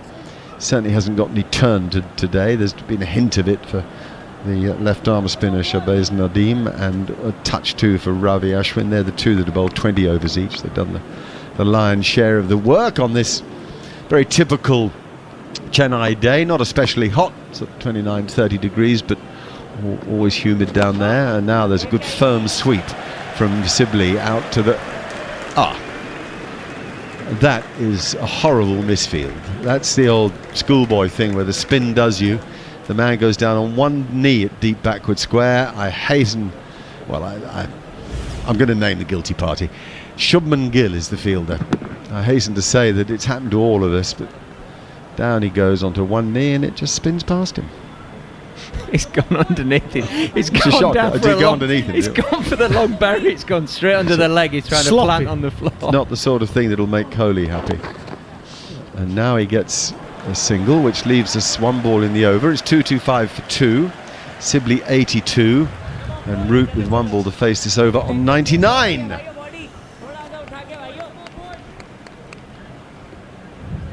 Ben Stokes and other England players stand hoping, ready to applaud their captain's great achievement.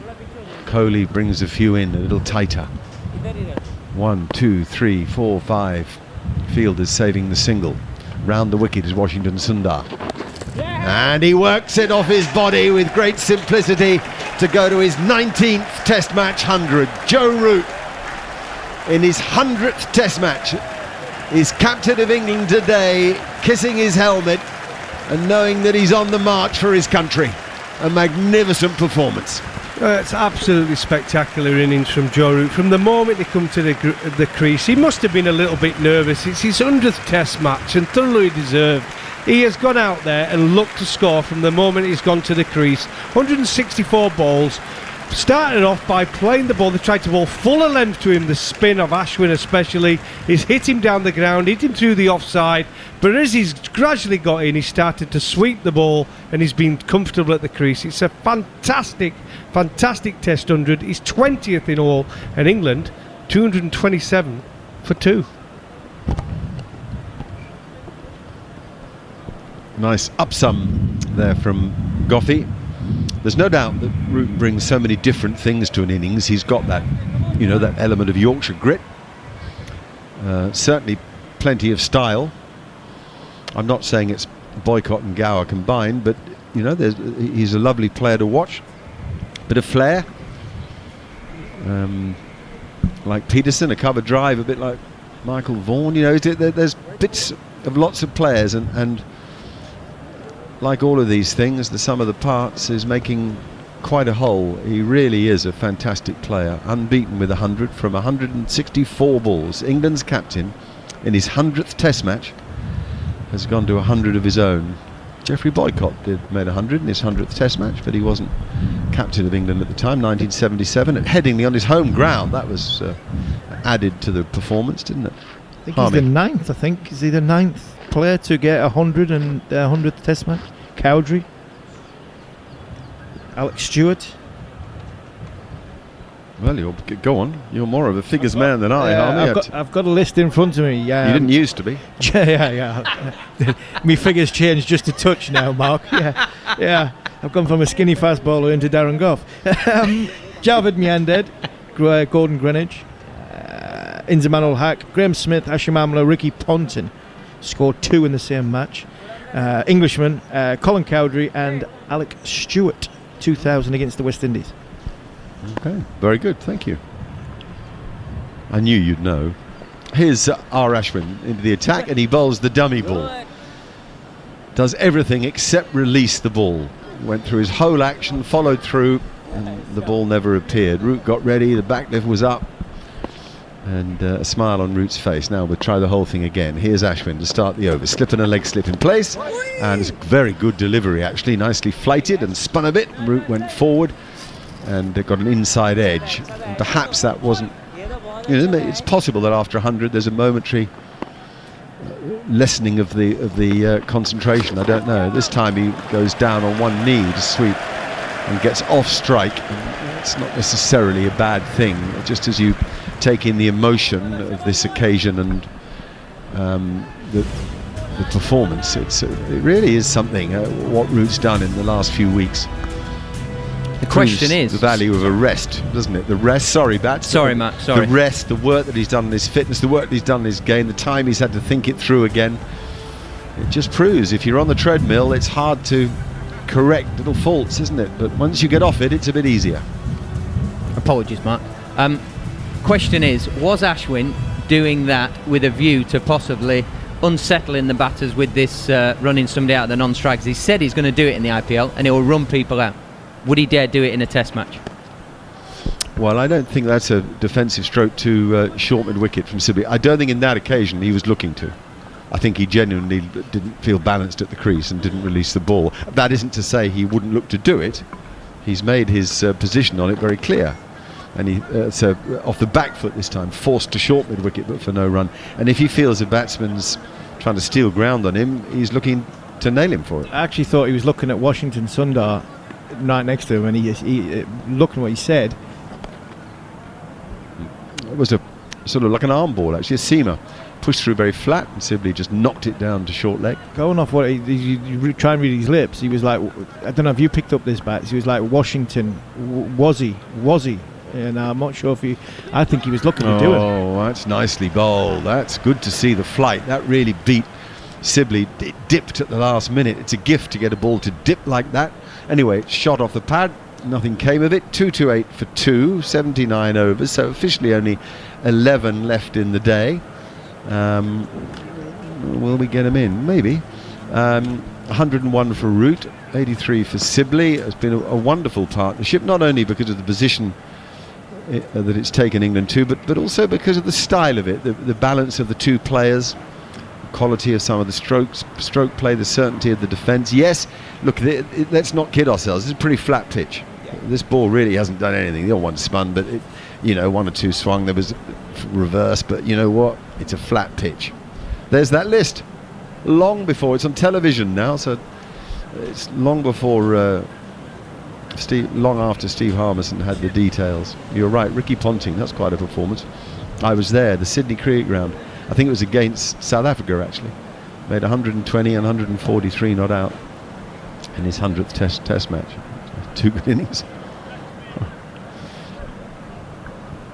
Great Colin Cowdrey. I know that certainly one of his sons, Jeremy, is listening today. Beautiful player to watch, elegant timer of the ball. Javed Miandad, such a scrapper. Gordon Greenwich, so powerful and organised. Alex Stewart, so much flair and commitment to the cause of England. Inzamam ul Haq, all wonderful players. As Root goes down on one knee, tries to sweep a little finer, which means that he can get 2 for the stroke this time, and indeed does. Very good running from Joe Root to take him to 103 in England to 230 for 2. Yeah, I think I played in the Inzamam game when he got 194, and that was I'm not sure if that was in Multan or in Faisalabad. But I don't know about you two, but this crowd noise, that fake crowd noise is get going. There's a couple of times now Joe Root's played a sweep and I'm waiting to climb in and say what a fantastic shot it is, because the crowd's going off from my ear, and then it's just straight to a fielder, and it's madness. It's got my head done in. It doesn't take a lot to get my head done in, but that does. But it's crazy. I thought I'd just share that with you. But look, it's very cool curated audio, adding to the experience for the viewer, Harmy. Come on. Daft lad from the North East struggling though. I'll just finish on those guys, because Graham Smith and Hashim Amla, 2 South Africans, very different sort of players. One rather less attractive to watch perhaps than the other. Hashim Amla, brilliant wristy player, and Graham Smith, just the great fighter, the great defender of the South African faith. Really remarkable man in so many ways. Captained South Africa for more than 100 tests. Can you believe that? Captained them for 100 tests. Played in his first one, finished Goffey off. Yeah, finished a few off, didn't he? He had a run. I think he finished off Hussein, Vaughan and Strauss, didn't he? Did 3 in his time. Yeah, he did us a favour getting rid of Nasser, and I think Edgbaston won it. seeing Darren off, and then Nasser didn't know his name for the first test match, and then he dropped him off Simon Jones at extra cover on 8, which didn't cost us too much. He only went on and got 220, but what a player. And not only what a player, Mark, you know, because you cover South African cricket recently, what a man Graeme Smith is, and he'd be disappointed as anybody of what's happening with the Australia tour being called off. Oh, well, maybe more so. Root's just played the most gorgeous off drive, the sort of thing that you could only dream of doing yourself. Washington Sundars bowled a perfectly decent ball at off stump, and Root has leant forward, bent his front leg and eased it through mid-off to the right of the mid-off fielder, to the left of the bowler, just opening himself up, just staying leg side of the ball enough to pick his spot, and it rolls to the boundary rope. Really is something. You take that shot with you everywhere. You show it to everybody who was interested in the game. You'd show it to any child who wanted to learn the game. Brilliant. And now he goes back and opens himself up to work it leg side. Actually doesn't get the single for it he wanted. There's a threatening Kohli in that area. You've got to be very careful taking runs anywhere near him, because he's so quick to the ball and so quick to release it. Root nicely balanced now on 107, goes back and this time opens the blade to get a single to square cover.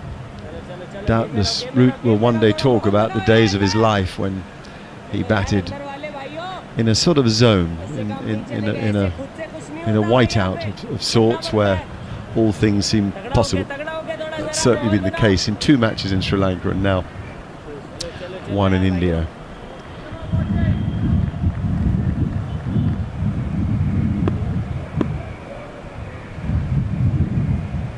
Hum around the ground here in Chennai. Chepak 235 for 2. I think that England will be really pleased with this, particularly given that 10 minutes before lunch, which sometimes that sort of muck up before lunch and it just tangles things a bit. The dressing room get a bit jumpy. If you lose one after lunch, it can bring about terrible things, but these two have played so well, and particularly consolidating in that period after lunch and then expanding a bit in the period before tea, and now playing really quite freely in this final session. They really have done all that could have been asked of them. They complement each other very well though, Mark, don't they? When you look at Sibley, you know, batting for a long periods of time, doesn't mind blocking the ball, and Root's ability from his experience of not only just rotating the strike, getting a boundary when it's needed. So if there is any sort of element of scoreboard pressure, the captain's just alleviated it by a sweep shot or coming down the wicket, hitting the ball down the ground, and he's found a boundary just at the right time. It's gone at the pace of the score, and the way they've gone about their job has been perfect, and that has to have helped Dom Sibley just relax into his innings. Can I ask you boys why they haven't taken the new ball? It's available. 80 overs have been bowled. We've seen the ball as a rag. Possibly 2 bites of the cherry. They feel like it might get scuffed quickly, so take it with only 2 or 3 overs left tonight, so then it's still brand new in the morning almost. As a possible. Is Ashwin tired? Ashwin does he look a bit tired? Because this guy's the best bowler with the new ball in India. He wants to run out first before new ball, doesn't he? Anyway, here comes Ashwin finally. I don't know why there was quite a long delay, but there was, and Root clips that just nearish to short mid-wicket. There was one little squeal of catch, but there wasn't an opportunity to catch it, so he gets another single. So we're now into the period of play where they could be using the second new ball if they wanted. I'd give it to the 2 seamers, and I'd give it to them now. I think Root has 109, Sibley has 83. England are 236 for 2 with 20 minutes play, or they probably won't get we'll probably have to go overtime a bit, so it might be half an hour's play. Gosh, if England could get in 2 down, how would that be? That's really spun and bounced and hit the top of the pad and possibly races down to the boundary for 4-leg byes. Does it? Yes, trickles over the line. On another day, Ishant Sharma in a one-day international, he'd have thrown himself and saved that, but given he's bowled 15 to 16 in the heat, he thought better of it. Ishant's chase for that ball has just taught me why he just want to take the new ball. I can't understand. Bats, here, you just ask you the question. You see the bounce of the ball like that with the old ball. Can you imagine Ashwin with the newer ball? But Ishant doesn't look as though he's energetic towards fielding that one. Maybe he's the answer.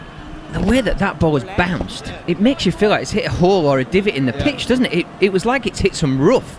The way it's bounced and spat over, it's almost spat over Sibley's left shoulder. Well, it's making that really spun too. It was the bounce, of course, but it really spun. And Ashwin stood there and made the signal as Sibley pushes that to wide mid-on for no run. He made the signal to say, oh, that's a big spinner. And now Root goes back and picks the big gap at extra cover. Perfectly reasonable to leave a gap at extra cover for an off spinner, but if you do so, you need to be bowling fuller and encouraging the drive. Once you drop short, the good players pick you off. I mean, even if they don't time it perfectly, they'll certainly get 1 or 2 every time. Length is just so important for a spinner. Anyway, a couple more to Root, who's gone to 109.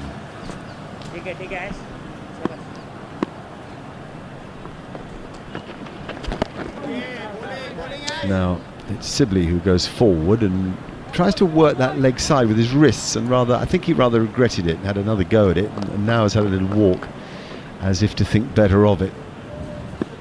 A little bit of self-admonishment perhaps, I don't know. He waits again, and yes, he plays that ball much straighter as Pant then runs after it and flicks it back, does a little backhander to try to run out a man who had never left his crease. So it's the end of the over. 81 have been bowled, 242 for 4 in Chennai, where it's warm and beautiful. Here in London it's cold and beautiful. A clear morning. We're 17 floors up in the Times building, broadcasting for TalkSport on the floor here at TalkSport 2, and I'll tell you about our YouTube channel in just a moment, but it's an incredible view across the city of London and St Paul's, one of the great skylines of the world, the River Thames beneath us, and as I say, a beautiful day. No traffic anywhere, of course, the odd cyclist, one bus, and a few walkers out and about for their exercise or moving from one workplace to another. That's the scene here, a remarkably sedate scene in London, and a relatively sedate scene over in Chennai as England have some control. So don't forget, following the close of play, do head to TalkSport's YouTube channel. John Norman and Steve Harmison will bring you The Outside Edge, a new show actually with all the reaction to the day's plays. That'll be great. If you have any questions for the former England quick bowler Steve Harmison, get in touch at the hashtag AskHarmy, and they'll read the best ones out for you. And don't forget, for all the best reaction on today's play, make sure you subscribe to the Following On podcast. We'll be bringing you a new show every day throughout the series, match highlights, big name guests, and of course exclusive interviews. Download that free today from all good podcast producers, the Following On podcast. So there's the update, and there's the new ball. That's why there's the delay. It was brought out by the fourth umpire. Ishant Sharma will use it first. 3 spells today. 1 of 5 overs, 1 of 3 and 1 of 4, a total cost of 21. So he's been mean, to say the least, bowled very accurately, but hasn't taken a wicket. He's got his beard these days, but not the hair that used to sit on his shoulders or even drop a little lower. He now begins to pound in those big long strides of this tall man. 2 slips are in place, and he bowls it wide, and it swings and flies through to the wicket keeper. So there's great excitement from the Indians that there might be something in this second new ball, Steve. Yeah, a little bit of swing there from a very stiff Ishant Sharma, and I would imagine Virat Kohli will be asking his 2 seamers, if Jasprit Bumrah takes the ball from the other end, to bowl a little bit straighter with this new ball. I thought earlier this morning they bowled a touch wide to Dominic Sibley. They allowed him to leave the ball, find his off stump, and I think that was the concrete foundation for this wonderful innings by the England opening batsman.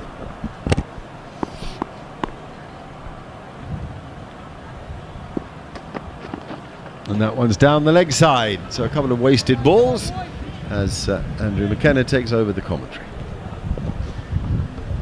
Cheers, Nico. So, new ball taken, And 8 and a bit overs to go. The first day of the series. And England will be so happy with what they've produced. Well, certainly their captain will be. And Dom Sibley. He's still there. He's been out there the whole day. 85 not out from 260 balls faced. Joe Root 109 not out from 173 balls faced. And it's Root on strike, and he's playing another glorious cover drive. Not perfect timing, but he got more than enough of it. And Pujara's on a retrieval mission there as it goes for 4. Root goes to 113. England close in on 250. They're 246 for 2.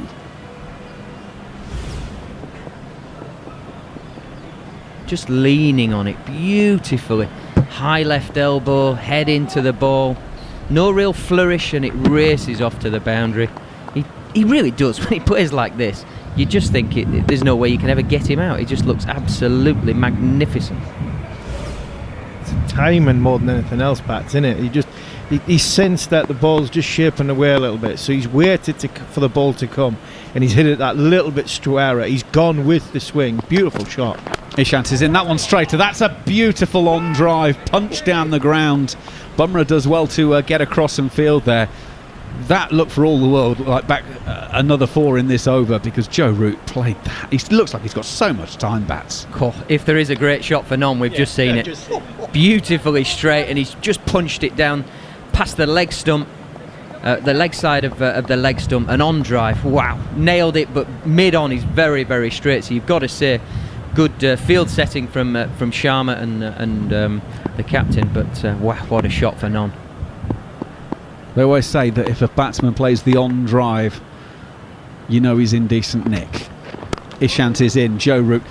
The maker's name and the blade is absolutely perfectly straight. He's forward. It's a punch drive down the ground in the V, straight to mid-off.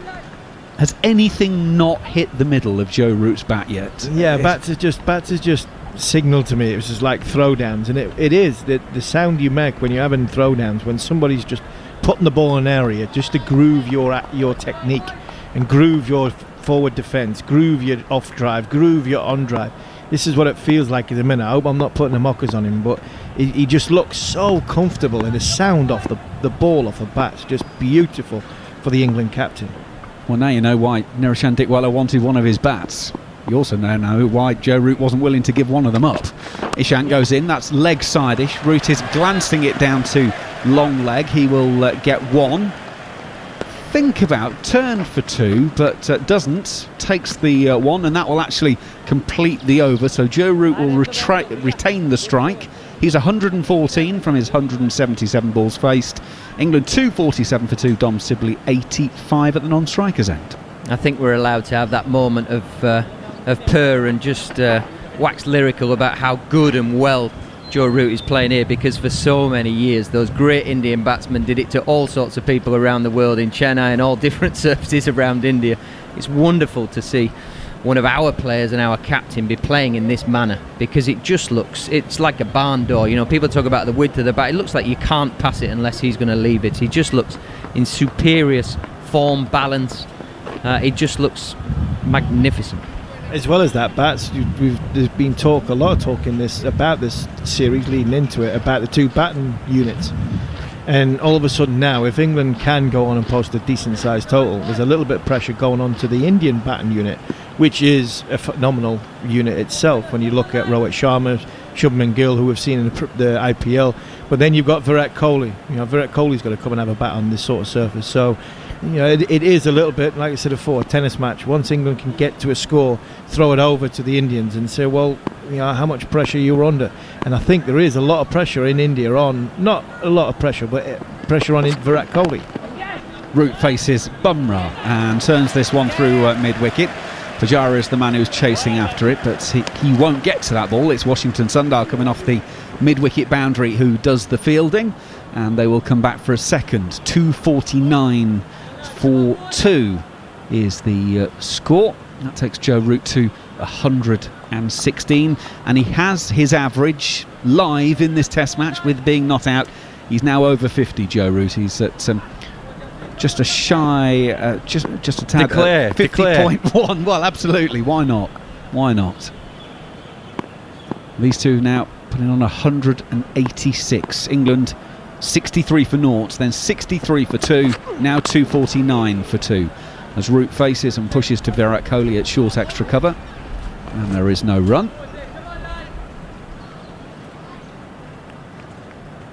Bumrah's not really got anything from this new ball yet, although he's only relatively new into this spell, but doesn't seem to be doing much.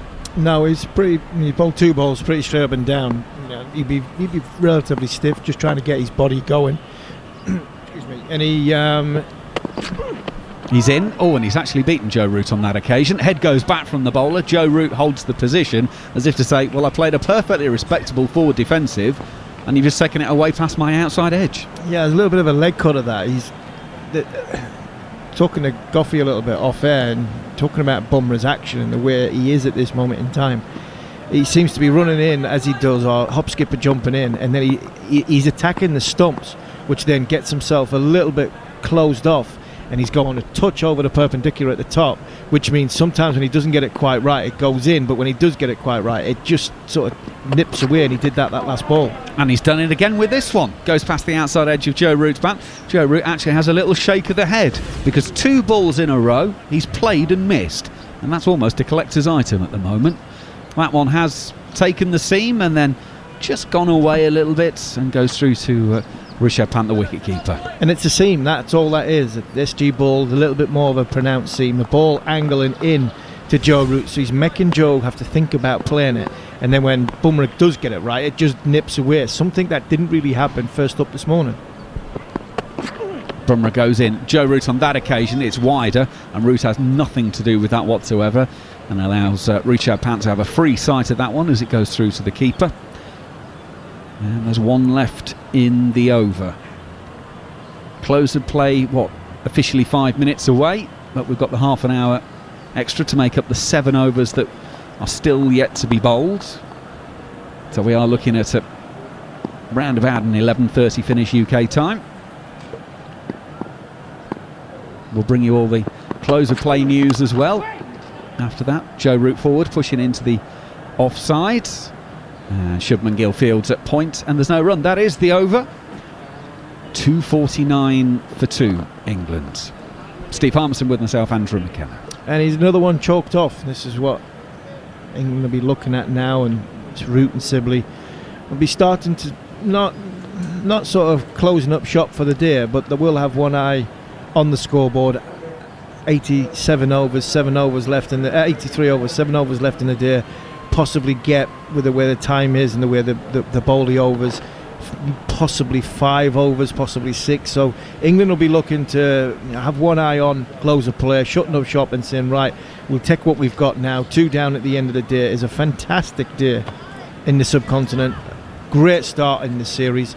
And something to build on, potentially to set a total in this test match first innings, which we can then dictate the game and hopefully put ourselves in a winning position. By the way, you read out that list earlier of players that got to 100 in their 100th test. The one out aspects of the Alex Stewart one, it was that weekend was also the Queen Mother's 100th birthday. It was sort of written in the stars that it was going to happen that weekend. Sibley allows the first ball of the next over outside of off stump through to the keeper, and there is no run. I remember being at Old Trafford at that day. The standing ovation for Alex Stewart seemed to go on and on and on, and it was so loud. It was because it was Alex Stewart. It was for the governor, wasn't it? It was for the gaffer. It was for the gaffer. He's obviously well respected, well thought of, not only with his teammates but within English cricket, and it was a fine 100 as well. I do remember that in 2000. It was a very fine innings. Sharma is in once again. That seemed to bounce. That goes through to Rishabh Pant, round about sort of armpit height. He's sort of jumping up into the air to ride the bounce of it as Sibley allows the ball to go through. But it was the line and length which was bowled this morning. It was comfortable for Dom Sibley just to leave, and he's done that beautifully so far in this innings. Yep, it's been a good day for Dom Sibley. His difficulties in Sri Lanka are of course much discussed, but finding that form in the second innings in Galle of the second test just gave him that confidence boost that he needed. England going in today with Rory Burns opening. He's gone though, and his partner Sibley allows this one to go past and through to the keeper. So Burns and Sibley opening. Burns making 33 before being caught behind off the bowling of Ravi Ashwin by Rishabh Pant, although it was a reverse sweep that actually gloved and looped up in the air. That was 63 for 1 as Burns made 33. Dan Lawrence was then LBW to Jasprit Bumrah, 5 ball duck for him, so that was 63 for 2. 186 runs later, England are still only 2 wickets down. Root 116, Sibley 85. What a day, Darren Gough. Unbelievable day. So proud of Joe Root, a Yorkshireman, captain in England, and getting 100 on his 100th test. Absolutely magnificent.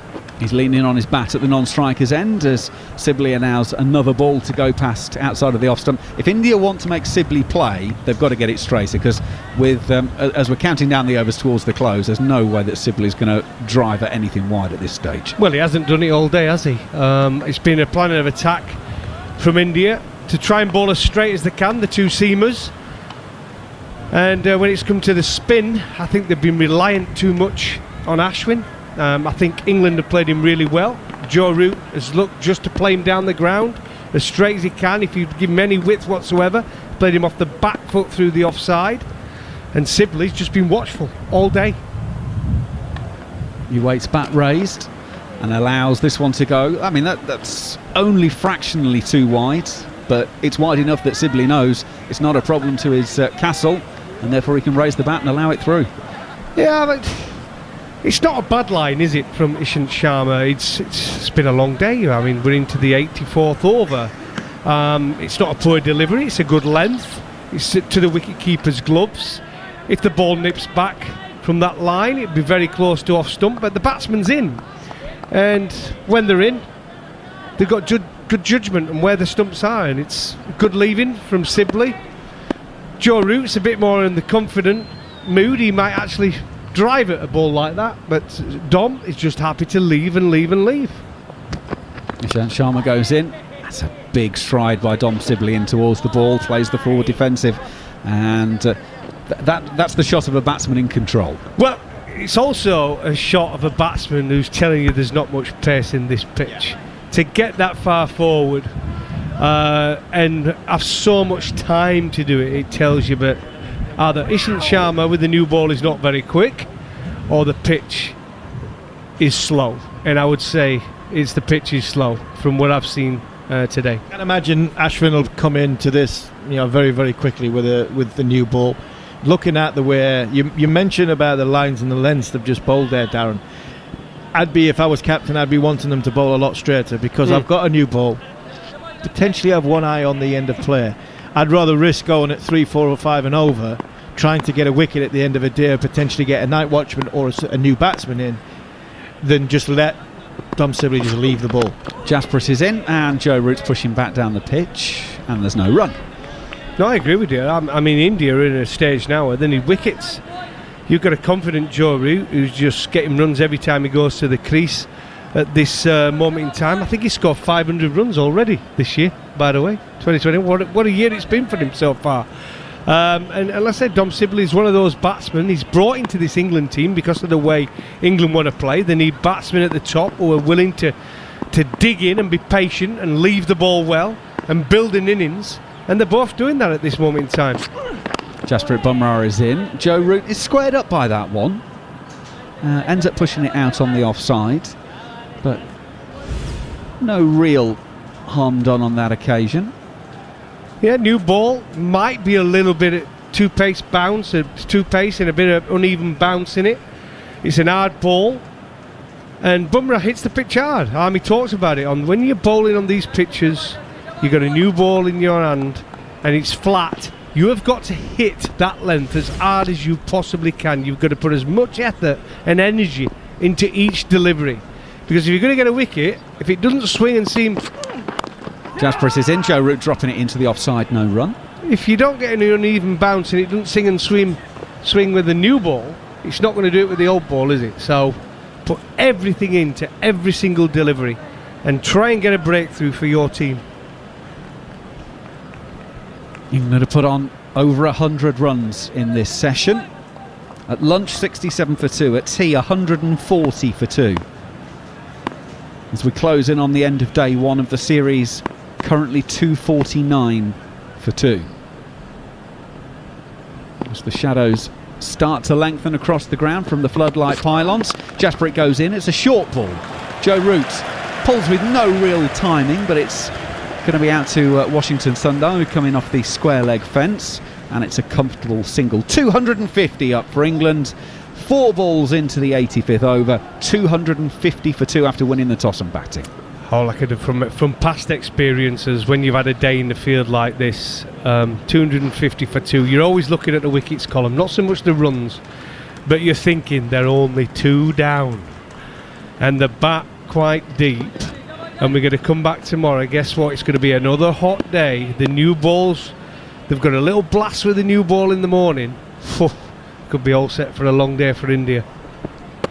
Jasprit in once again. Solidly forward is Dom Sibley, and there is no run. That was England's quickest 50 by some decent distance actually in the innings so far. That was only 66 balls, that 5th 50, and the previous quickest was in the 80s. So just a little bit of acceleration there from England. I don't think it was a deliberate ploy, it's just the way that the game has panned out. Well, the third spinner didn't bowl very well, and he went for runs. As you pointed out, he was going at 4 and over. Yeah, going at 4 and over.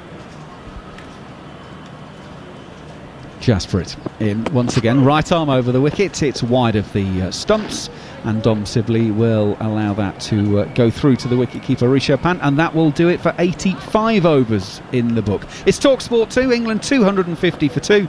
Some more thoughts from Darren Gough, and Neil Manthorpe will take you through to close of play.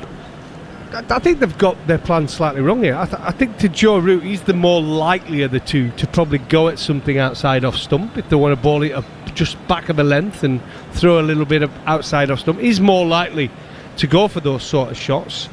And Dom Sibley is the more likely, if you ball straight into him, is the more likely of the two to play across the line, trying to hit it through mid-wicket. So I think they've got the plan slightly mixed up against the two, but listen, England not complaining. 250 for 2. I like what Harmy said just a moment ago, which is that he would rather the new ball bowlers were going at 4 or 5 and over in pursuit of a wicket that could change the whole complexion of today's play and perhaps even reshape the innings as we go into day 2. Is Ishant Sharma once again, and it's punched off the back foot by Root. It's a beautiful shot.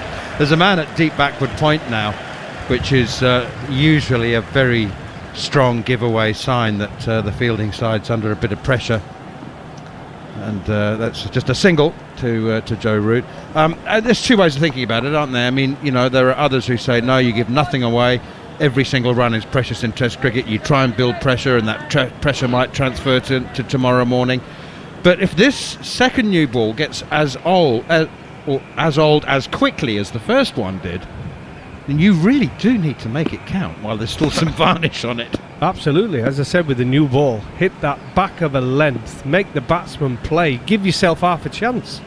Here's Ishant Sharma up to the crease now, and it's nudged away by Dom Sibley up towards mid-wicket, and there's no run. But I did a quick interview with Kevin Peterson yesterday, and we're talking about the pitch here in Chennai, and he said if you're going to bat, that's the place you want to bat, because it is slow, not much bounce in the wicket. If you win the toss and you bat, there's loads of runs out there. But I must admit, I've been really impressed with the way these two have played against spin. In fact, it's that dull. I think the coach there, Ravi Shastri, just nodded off there, didn't he, as we've been watching on screen. Always good to wear your sunglasses when you're a bowling coach or you're the head coach. It's 30 degrees and a warm sea breeze coming in off the Bay of Bengal. Here is Ishant Sharma once again, and forward comes Dom Sibley. Welcome to our listeners on TalkSport. You're joining us for the closing stages. I can tell you of the first day of the first Test match. It's been a fabulous start, and a historic one in many ways for the England captain Joe Root. It becomes just the 9th player to score 100 in his 100th Test match. He has been superb today. He's 117 not out, in the form of his life, with a 200 and 186 in the two previous tests against Sri Lanka, and 117 not out today. Dom Sibley is 85 not out, has worked even harder on the basis that he's faced almost twice as many deliveries and has been there right from the very beginning of the day. Just 2 wickets for India on a toiling day as Ishant Sharma is in once again, pushed out towards extra cover by Dom Sibley. Sibley has been a tower of strength, really, and the mental fortitude and concentration. He deserves the extra 15 runs that would give him a third Test 100. He's faced 271 balls, been there right from the start, as I said, obviously. Opened the batting with Rory Burns, who was out on the stroke of lunch for 33, and the only other wicket to fall, Daniel Lawrence, LBW, to Jasprit Bumrah for a 5-ball duck. But Root has been in imperious form, really has. Couple of edges which didn't go to hand, no chance, he's not given a chance. There was one edge that fell short, well short of the keeper, Rishabh Pant, and he's 118 not out from 188 balls, his 20th Test 100. Here is Ishant Sharma once again, and forward comes the resolute Dom Sibley. He actually looks like he's rubbing it in now, doesn't he? It's an action replay, Do you know what I mean, though? When he comes forward and blocks it, he just holds it there. So much time as well. And an interesting stats just come up there, Manners, where it talks about with his second new ball, only 3 balls with his second new ball would have hit the stumps. It's not good enough from India. I think they've been sloppy today, I really do. I don't think their spinners have bowled as well as they can. I think Ashwin bowled well that first spell. He created some pressure. I don't think their backup spinners have bowled so well. And I think Bumrah, other than his second spell, I think they've been pretty sloppy in the field. I really do. Ishant Sharma, last ball of the 86th over. And again, Dom Sibley, so solid in defence. And when I say he looks like he's rubbing it in, he holds the defensive pose as if he's saying to the fast bowlers, I know how much this is hurting you. Just have a look at me. You haven't got he's past. right. And he's right. There's no fast bowler who'll tell you, but he's not thinking there, oh dear me, someone get me a wicket, please. Because, as I said, it's been a long day. 86 overs gone. They're going to come back tomorrow. It's going to be hot. It's going to be steaming. If you want to listen tomorrow from our build-up at 3:45 and the first ball at 4 a.m. tomorrow morning, England time, then download the app, and you can tune in while you slumber in the early hours or the late early hours of the morning as we make our way to the studio. 251 for 2, England, with 4 overs of the first day to go. And a change of bowling from the Anna Pavilion end. It's Ravichandran Ashwin, who's already bowled 22 overs today. He's going to be coming into Joe Root with a very leg side field. Interesting that. He's got a deep orthodox slip, but he is deep. I mean, he's very deep to my mind on a pretty slowish pitch. There's also a short leg and a leg slip. Mid-wicket, backward point, mid-on, mid-off. Root opens the face of the bat, steers it past that backward point. It's fielded by Shahbaz Nadeem, the left-arm spinner, backward point. So Ravichandran Ashwin. I've been calling him Ravi Ashwin all his life. You're not allowed to. You're not allowed to. Yeah, he now. doesn't like Doesn't that. like Ravi Yeah, he said just Ashwin, call him so- Ashwin, yeah. Yeah, Ash or Ashwin. But he's or if you want to go 2 names, Ravichandran Ashwin. But he must be bowling middle here and turning it to leg. Yeah, it's got to be his line. Well, with there's not that, much isn't turn. it? No, well, true. But I mean, he must be with the angle, I suppose, as well over the wicket. He's trying to get the right-hander turning it off the pads, fine to leg slip or short leg. That's pushed out towards mid-wicket. No run there. 252 for 2. The problem is, though, bowling to Dom Sibley, you've got to bowl it outside off stump to be hitting off. That's the areas you need to be bowling to him. Ashwin in once again. That one turned and bounced. Well, that's the line. That is a bit of drift as well there. That was a fine delivery, and it's nudged away past or between short leg and leg slip down to deep backward square for a single. Yeah, he's so comfortable, Dom Sibley, when the ball is pitching on middle. and coming into his leg stump. That's his bread and butter. He loves it in that position. Ashwin, make him just reach for it on that off stump line. We know he's got the one that goes straight on. Beautifully driven by Joe Root here. He doesn't mind driving against the spin. He's perfectly happy to do exactly that, and that's what he has done. He's just pushed it away through extra cover, wide mid-off, and Jasprit Bumrah chases, and they come back for a second. Ishant Sharma's bowled 15. It is a 5. Oh, slog sweep late in the day from Joe Root. He's hit it beautifully. Oh my goodness, it's gone all the way. He's got And it looks like someone shot him as well. He's got cramp. He's hit it for 6 and he's gone down as heavily as the cricket ball has into the empty stand at deep mid-wicket. Oh, it's cramp in the left calf. Ow, ow, ow. That's right. That's Virat Kohli, who's said, I'm doing it for you, Joe. I know it hurts. He's grabbed his foot. Joe's lying on his back and Virat Kohli's stretching that foot to get rid of the cramp in the calf. How about that slog sweep in the 87th over? Well, it's the way to go. Putting the pressure on, aren't they? I mean, 261 for 2. It's been a great day for England, and it's just getting better and better because that is a fantastic shot. There's no fielder out there. It's a free hit. He's in. He's into his, well, he's in his past 120, and he's feeling comfortable enough to play it. Not much spin, not much bounce. Ashwin's tired, and it's a free hit for him. Talking about investing in patience in Test cricket. Let's have a look at the runs in the session. England scored 67 runs in the first session, 73 in the second session, and they've now scored 121 in this session. Well, Joe Root, I say it's about building innings. He started off slow. I think he's got 12 off his first 54 balls, and if you look where he's at now, 127 off 192 balls. Amazing difference. And it just goes to show, and this is the thing, as captain, when he came in, when he first took over, it was always going to be difficult because Bayliss was the coach, his feet were under the table, and he was running the show. But once Chris Silver would come in as coach, Joe Root had his feet under the table. He got some grip on the team. He knew what he wanted. Chris Silverwood gave him those tools. He's got the players in he wants, and now we've seen the best of Joe Root as a captain, and we've seen the best of him as a player. And I think it's fantastic because he took so much criticism about his captaincy and about his play, but it was affecting his batting. Well, he's still captain. It doesn't seem to be affecting his play right now because he's got the team he wants and they're playing the style of cricket he wants. Makes a big, big difference. I've looked at this a lot in Test cricket, and there is no effect of captaincy overall on batsmen's averages. They go pretty much exactly the same as you would expect if they weren't captain. There are obviously some players who average 20 less when they're captain, and some players who average 20 more. Heath Streak was one that almost doubled his batting average as captain. But as a general rule, it doesn't affect them. It just sometimes you hit a run of form that you would have hit anyway. And it's quite a common thing.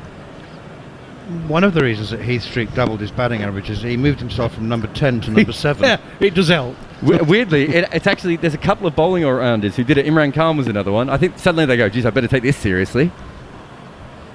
3 overs to go. Jasprit Bumrah's back into the attack, and the first delivery to Dom Sibley is happily left alone and cheerfully ignored outside the off stump. Well, another one that wouldn't have hit the stumps. And let's say they took the new ball here, been disappointing the seam bowlers, Sharma and Bumrah. I said Bumrah's second spell today I thought was really impressive. A little bit on his third as well, where he got a little bit of drift into the right-handers. But overall, I think they've been pretty disappointing. And I know this is his first Test match in India. He's probably thinking, that could probably do with having more Test matches away than at home. Full stop. Here's Jasprit Bumrah once again, running in from the Anna Pavilion end, and that's pushed defensively up towards Ravi Ashwin at mid-on, and there's no run. I just need to go back to Jared there. I mean, we've only got 16 balls left in the day, so it's a bit late to be exploring this, but there have been litany of captains who have resigned the captaincy because it has been affecting their batting. And there's been a lot of captains who've scored a lot more runs that you've forgotten about. Oh, you mean as a general average? Correct. Across? Oh, I Of course, see. not all Sorry. players would be exactly the same. Right. What's wrong with okay. you? No. Okay. Yeah, I just misunderstood you. Bumrah in once more outside the off stump, and it's left alone. I think we remember things like Nasser crying and those sort of emotional moments, Kim Hughes crying and those sorts of things. But when you really drill down on it, There are a lot of captains. There are a lot of players who just make a lot more runs when they're captains, and it makes sense because they're generally, if not the best player and best batsman, then they're in the top 2, and they're also usually become a captain when they're 28 and 29. They know their game, so of course a lot of them are going to make runs, but some are going to run into other problems, like Graham Smith, because he ends captains, English captains. No. Oh, I see. Yes, pushed away defensively up towards extra cover once again. And there's no run. I feel like of all people in the world, I shouldn't have had to explain that joke to you, Manners. Can we stop talking about Graham Smith? Army mentioned he finished me off. 2 doubles in 2 test matches on 2 absolute worldies. Finish me. With 1 leg. Edgbaston and Lords. Followed by Lords. And if I recall correctly, Alan Donald was at the ground at Lords. That's pushed away defensively again by Sibley. Well, not even pushed, just blocked out towards extra cover. And I think Alan Donald was working on television, and he was milling around on the outfield as television people do before the day's play.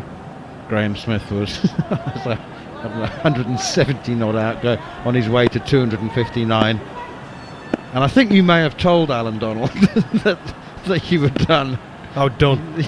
Your right knee was twice the size of your left one, which was big anyway. Pushed away out towards mid-off once again, and there's no run. I only played to help them out in the first test because they had a load of injuries. I'd not played in the summer because I'd done well in the one-day series, got wickets in the final. I think a couple of them pulled out injured, so they asked me to play in the first test. And then he said, I know it's hard and I know your knee's double the size, but just play one more test. Play the second one. If I'd have seen the pitch, I wouldn't have played that second one, let me assure you, because that is, out of all the tests I played, that was one of the flattest I've ever bowled on Lords. Lords was ridiculous, that test match. I think Jimmy Anderson played in that one as well. I managed to get a wicket though, dipping our caught square leg. That's the only way I was going to get one. South Africa made 680 or something. Ashwin in once again. It's the 89th over and it's steered away behind square. Rohit Sharma. Didn't Ntini get eight wickets though? He got 10 in the game and he was so flat. He bowled quick that day, by the way. Oh, Ntini, and that's as good as I've ever seen him bowl in a test match. Wow. Andrew Flintoff scored 100 in the second innings. Yeah, he slapped it. Yeah, I think I batted with him a little bit of that. Yeah, he did. 262 for 2. Here's Ashwin once again, and it's punched away off the back foot by Sibley out towards square leg, and they trot through for another comfortable single. Sibley 87 off 283 balls. Just that old-fashioned grit. You're talking about Joe Root has the team that he wants, and they're playing the style that he wants. It's all about personnel. I thought it was more Silverwood who's big on batting time, going back to an old occupation of the crease. It's both of them. They're both Yorkshire lads. That's exactly when we have had... Ashwin in again, blocked defensively by Root. When we have had success as a team, and we played at Edenley, it was always about getting runs in the first innings. And when you've got bowlers that England have got, is get runs on the board, you can score, you can win games. Here's Ashwin, and that one is driven out towards mid-wicket. It's gone straight to Pujara, and there's no run. Having said that, you look back a couple of years, is it almost 3 years now, when the way England played against Sri Lanka, when it was all about brave attacking, counter-attacking, fast-moving cricket, that one was pushed away defensively. Though. That was purely a plan against spin because they'd been done before to dominate. It was brilliant, though, wasn't it? It was brilliant to watch. Brilliant. England won the series 3-0 at a gallop, at a canter. And that one is pushed away defensively again by Root, who goes back and across onto off stump. But from the moment, let's say I went to New Zealand with them, I was impressed by both of them. We're on the same path. They wanted the personnel, and they brought them into that New Zealand squad where players were hungry to bat and bat time. And because there were too many occasions where this England team, with the talent they had, were getting bowled out for less than 300. It shouldn't have been happening in the first innings. They were failing so many times. So they've got the personnel right. I know Zach Crawley's missing out here and Dan Lawrence coming to the side. But they've got players, but once they get in, they go on and get big scores. And I think that's a massive plus for England, because they've got the bowlers that could take the wickets. They've got Anderson, they've got Broad, they've got, 1,200 test wickets between them. They've got Jofra Archer, who's got pace. Last over of the day coming up, and it's being bowled by Jasprit Bumrah, and Dom Sibley on strike on 87. It's outside the off stump and it's left alone. Jasprit, you know he's going to do that. It's the last over of the day. Make him play. India desperately need a wicket here because they're coming third on this day. There's only 2 teams on the field. It really has been a dominant day for England. I just think those 2 wickets fell on the stroke of lunch in the morning session. So to go back-to-back sessions for the home team on the first day of the series, bit of a heartbreaker, but very, very long way to go. Very long way to go. And who knows, India may look, I mean, if England go on and make 400, India may make it look small. They've done it in the past. They did it in the last series between these 2 countries on Indian soil. Next one from Bumrah is pushed away defensively on the offside. England made 477. India replied with over 700, won by an innings. So England, and I have to say, they are showing no signs whatsoever of losing concentration. And why would you in the last over of the day? But it's tomorrow. It's all about doing the same again tomorrow, isn't it? Well, I'm sure they would have had those chats about what happened the last time. 400's not enough. When you get in, you're going to get 600. 263 for 2. Here's Jasprit Bumrah. Oh, big in-swinging Yorker, and it's an LBW appeal. The finger's gone up. Ooh. What a delivery! Suddenly, Jasprit Bumrah found some swing. Oh my goodness! Dom Sibley is trapped on 87. Joe Root is shaking his head. He's wondering about whether to review this or not.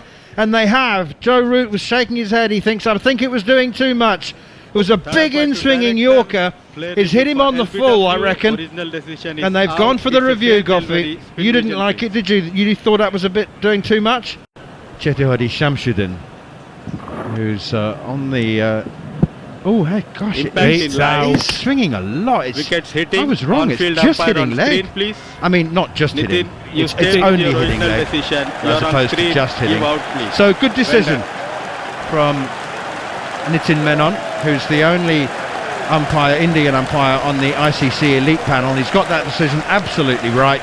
And the good news with it being the last over of the day is that nobody will have to come out and face the remaining 3 overs, because that will 3 deliveries, because that will be the close of the day's play.